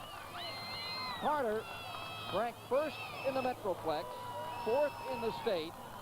Duncanville, certainly one of the better teams in the Metroplex, ranked sixth, but not as high in the state rankings, picks off a tie, and the crowd has to be happy with the comeback. 24-7, Carter had the lead. Duncanville, with a furious rally in the final period, tied it, and that's how it ends.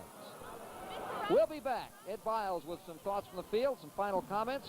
A final score from Panther Stadium. The Carter Cowboys 24, the Duncanville Panthers 24, a tie on the Texas High School Football Game of the Week.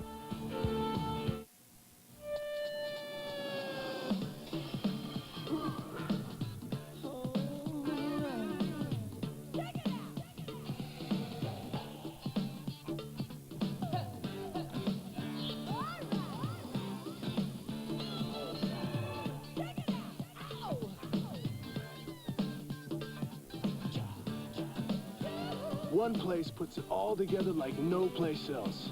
Come to the Stripes at Foot Locker. Stop.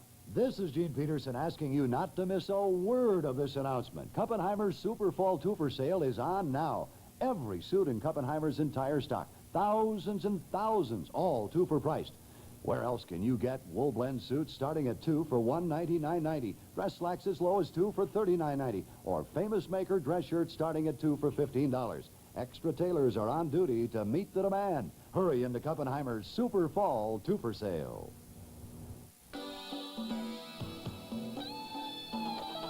To unlock your body's potential, we proudly offer Soloflex. 24 old-fashioned iron pumping exercises, each correct in form and balance. All on a simple machine that fits in the corner of your home. For a free brochure, call anytime. We have been fascinated from the beginning. As a machine, the human body remains a supreme invention. To unlock its potential, we offer Soloflex. Simple and efficient, like the body itself. Which may explain why Soloflex looks less like a machine and more like a work of art.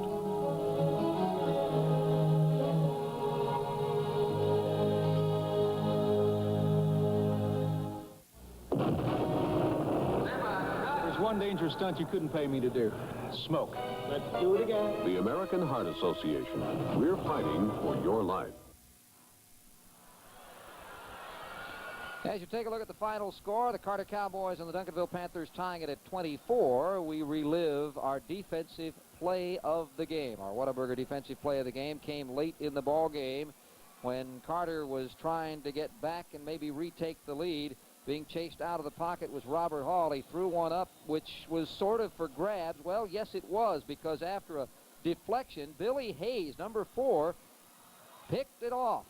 Billy Hayes, the 5'8", 141-pound senior defensive back of the Duncanville Panthers, with the defensive play of the game by Whataburger.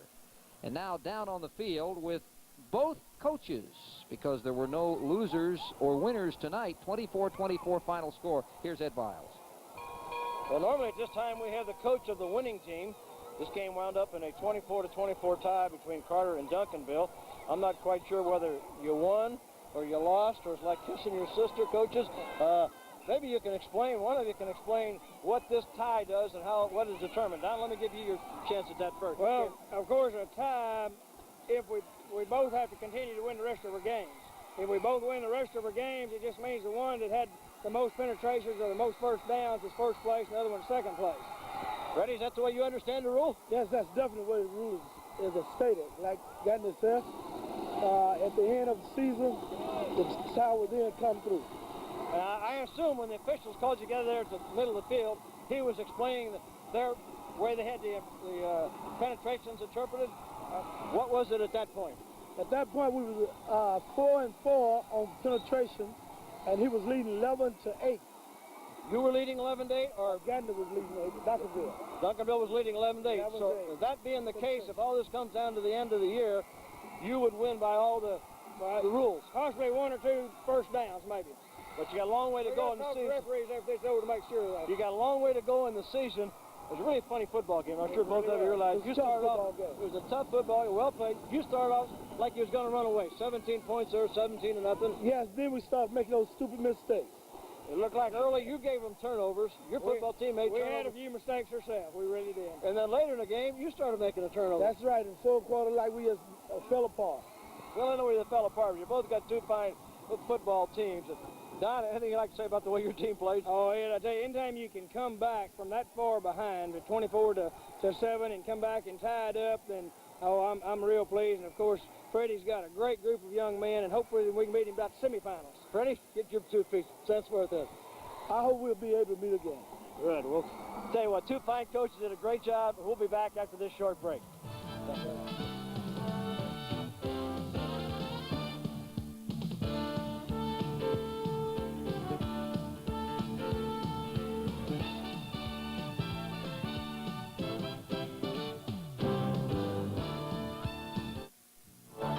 Stop by any one of Specs 21 Houston stores and pick up a registration form for the HSE Sweepstakes. Weekly winners announced on HSE.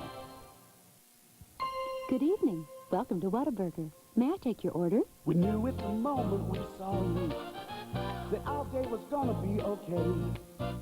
When you said hi, I couldn't wait to get here. We knew that it looked like a Whataburger day. We've got food cooking that's simply the best, made just for you, and it's hot and fresh. And from the smile on your face, it's easy to guess. Enjoy your meal. It looks like a Whataburger day.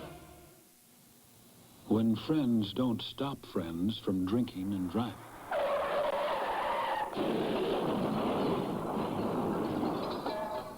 Friends die from drinking and driving.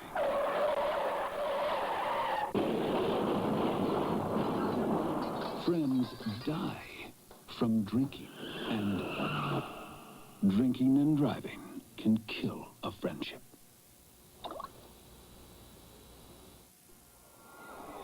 We're back here on the sidelines after this 24-24 tie between Carter and Duncanville.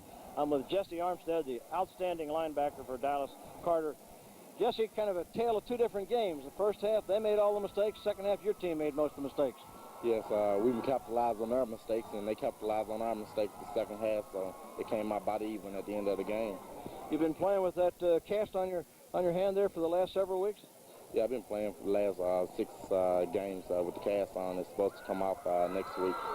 You only missed one tackle, I recall, during the course of the game. You over-pursued on one option there, but other than that, you look like you're doing a pretty good job tackling with just one arm. Yeah, it's kind of hard wrapping up because they're so soft, they bounce right off the tackler, and I can't pull people off of me, so it caused a little problem for me. I think there's a strong possibility you two teams will meet again later on down the line?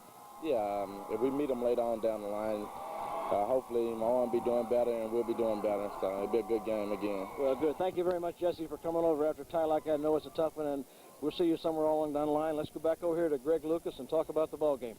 Thanks a lot, Ed. You know, it had to be disappointing for Jesse and all of his teammates because not only were they pretty heavily favored in the minds of most, but they had that 24-7 lead and it disappeared. Yeah, that's what really hurts when you get a lead and all of a sudden it dissipates, and dissipates just because of an onside kick, fumbles, and turnovers. It looked like they had everything under control. Their defense was playing just tremendous.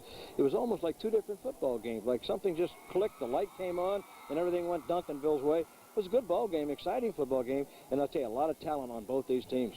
We mentioned the great receiving that we saw from Duncanville. Jimmy Culberson, I think, needs some credit because he came in relief, and he'd been the starter most of the year. He was really in tune. Yeah, he really did. The timing was there. Of course, Kenneth Jones did a great job, and Eric Raymond was a fine sophomore. I'll tell you, a couple of catches that he made. The one in the end zone for the touchdown, where he went up and took it away, and then the one-handed pass. He made big plays, and that's what you have to do to upset a favored football team. Well, it was an exciting one, that is to be sure. Hope you enjoyed it. The executive producer on Home Sports Entertainment is Jack Stanfield. Director of Operations, John McIntyre. Tonight's game produced by Joe Gallagher, directed by Robert Steinfeld, and our engineer in charge, Ken Nelson. Technical director, Kevin Spivey. Remote facilities provided by Home Sports Entertainment.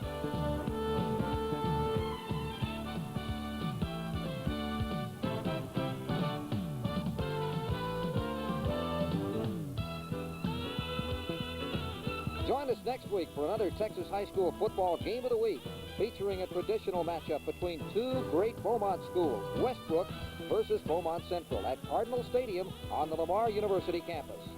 This is Greg Lucas for Ed Biles and the entire HSC crew saying good night from Panther Stadium in Duncanville, where the final score was 24-24, Dallas Carter and Duncanville. This has been an exclusive presentation of Home Sports Entertainment.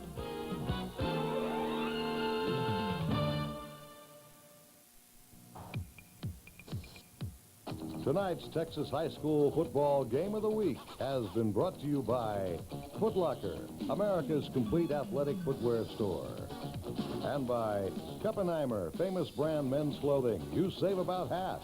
And at Kuppenheimer, a super sale is now in progress. And by Whataburger, hot, fresh, and made to order. Visit your local Whataburger today.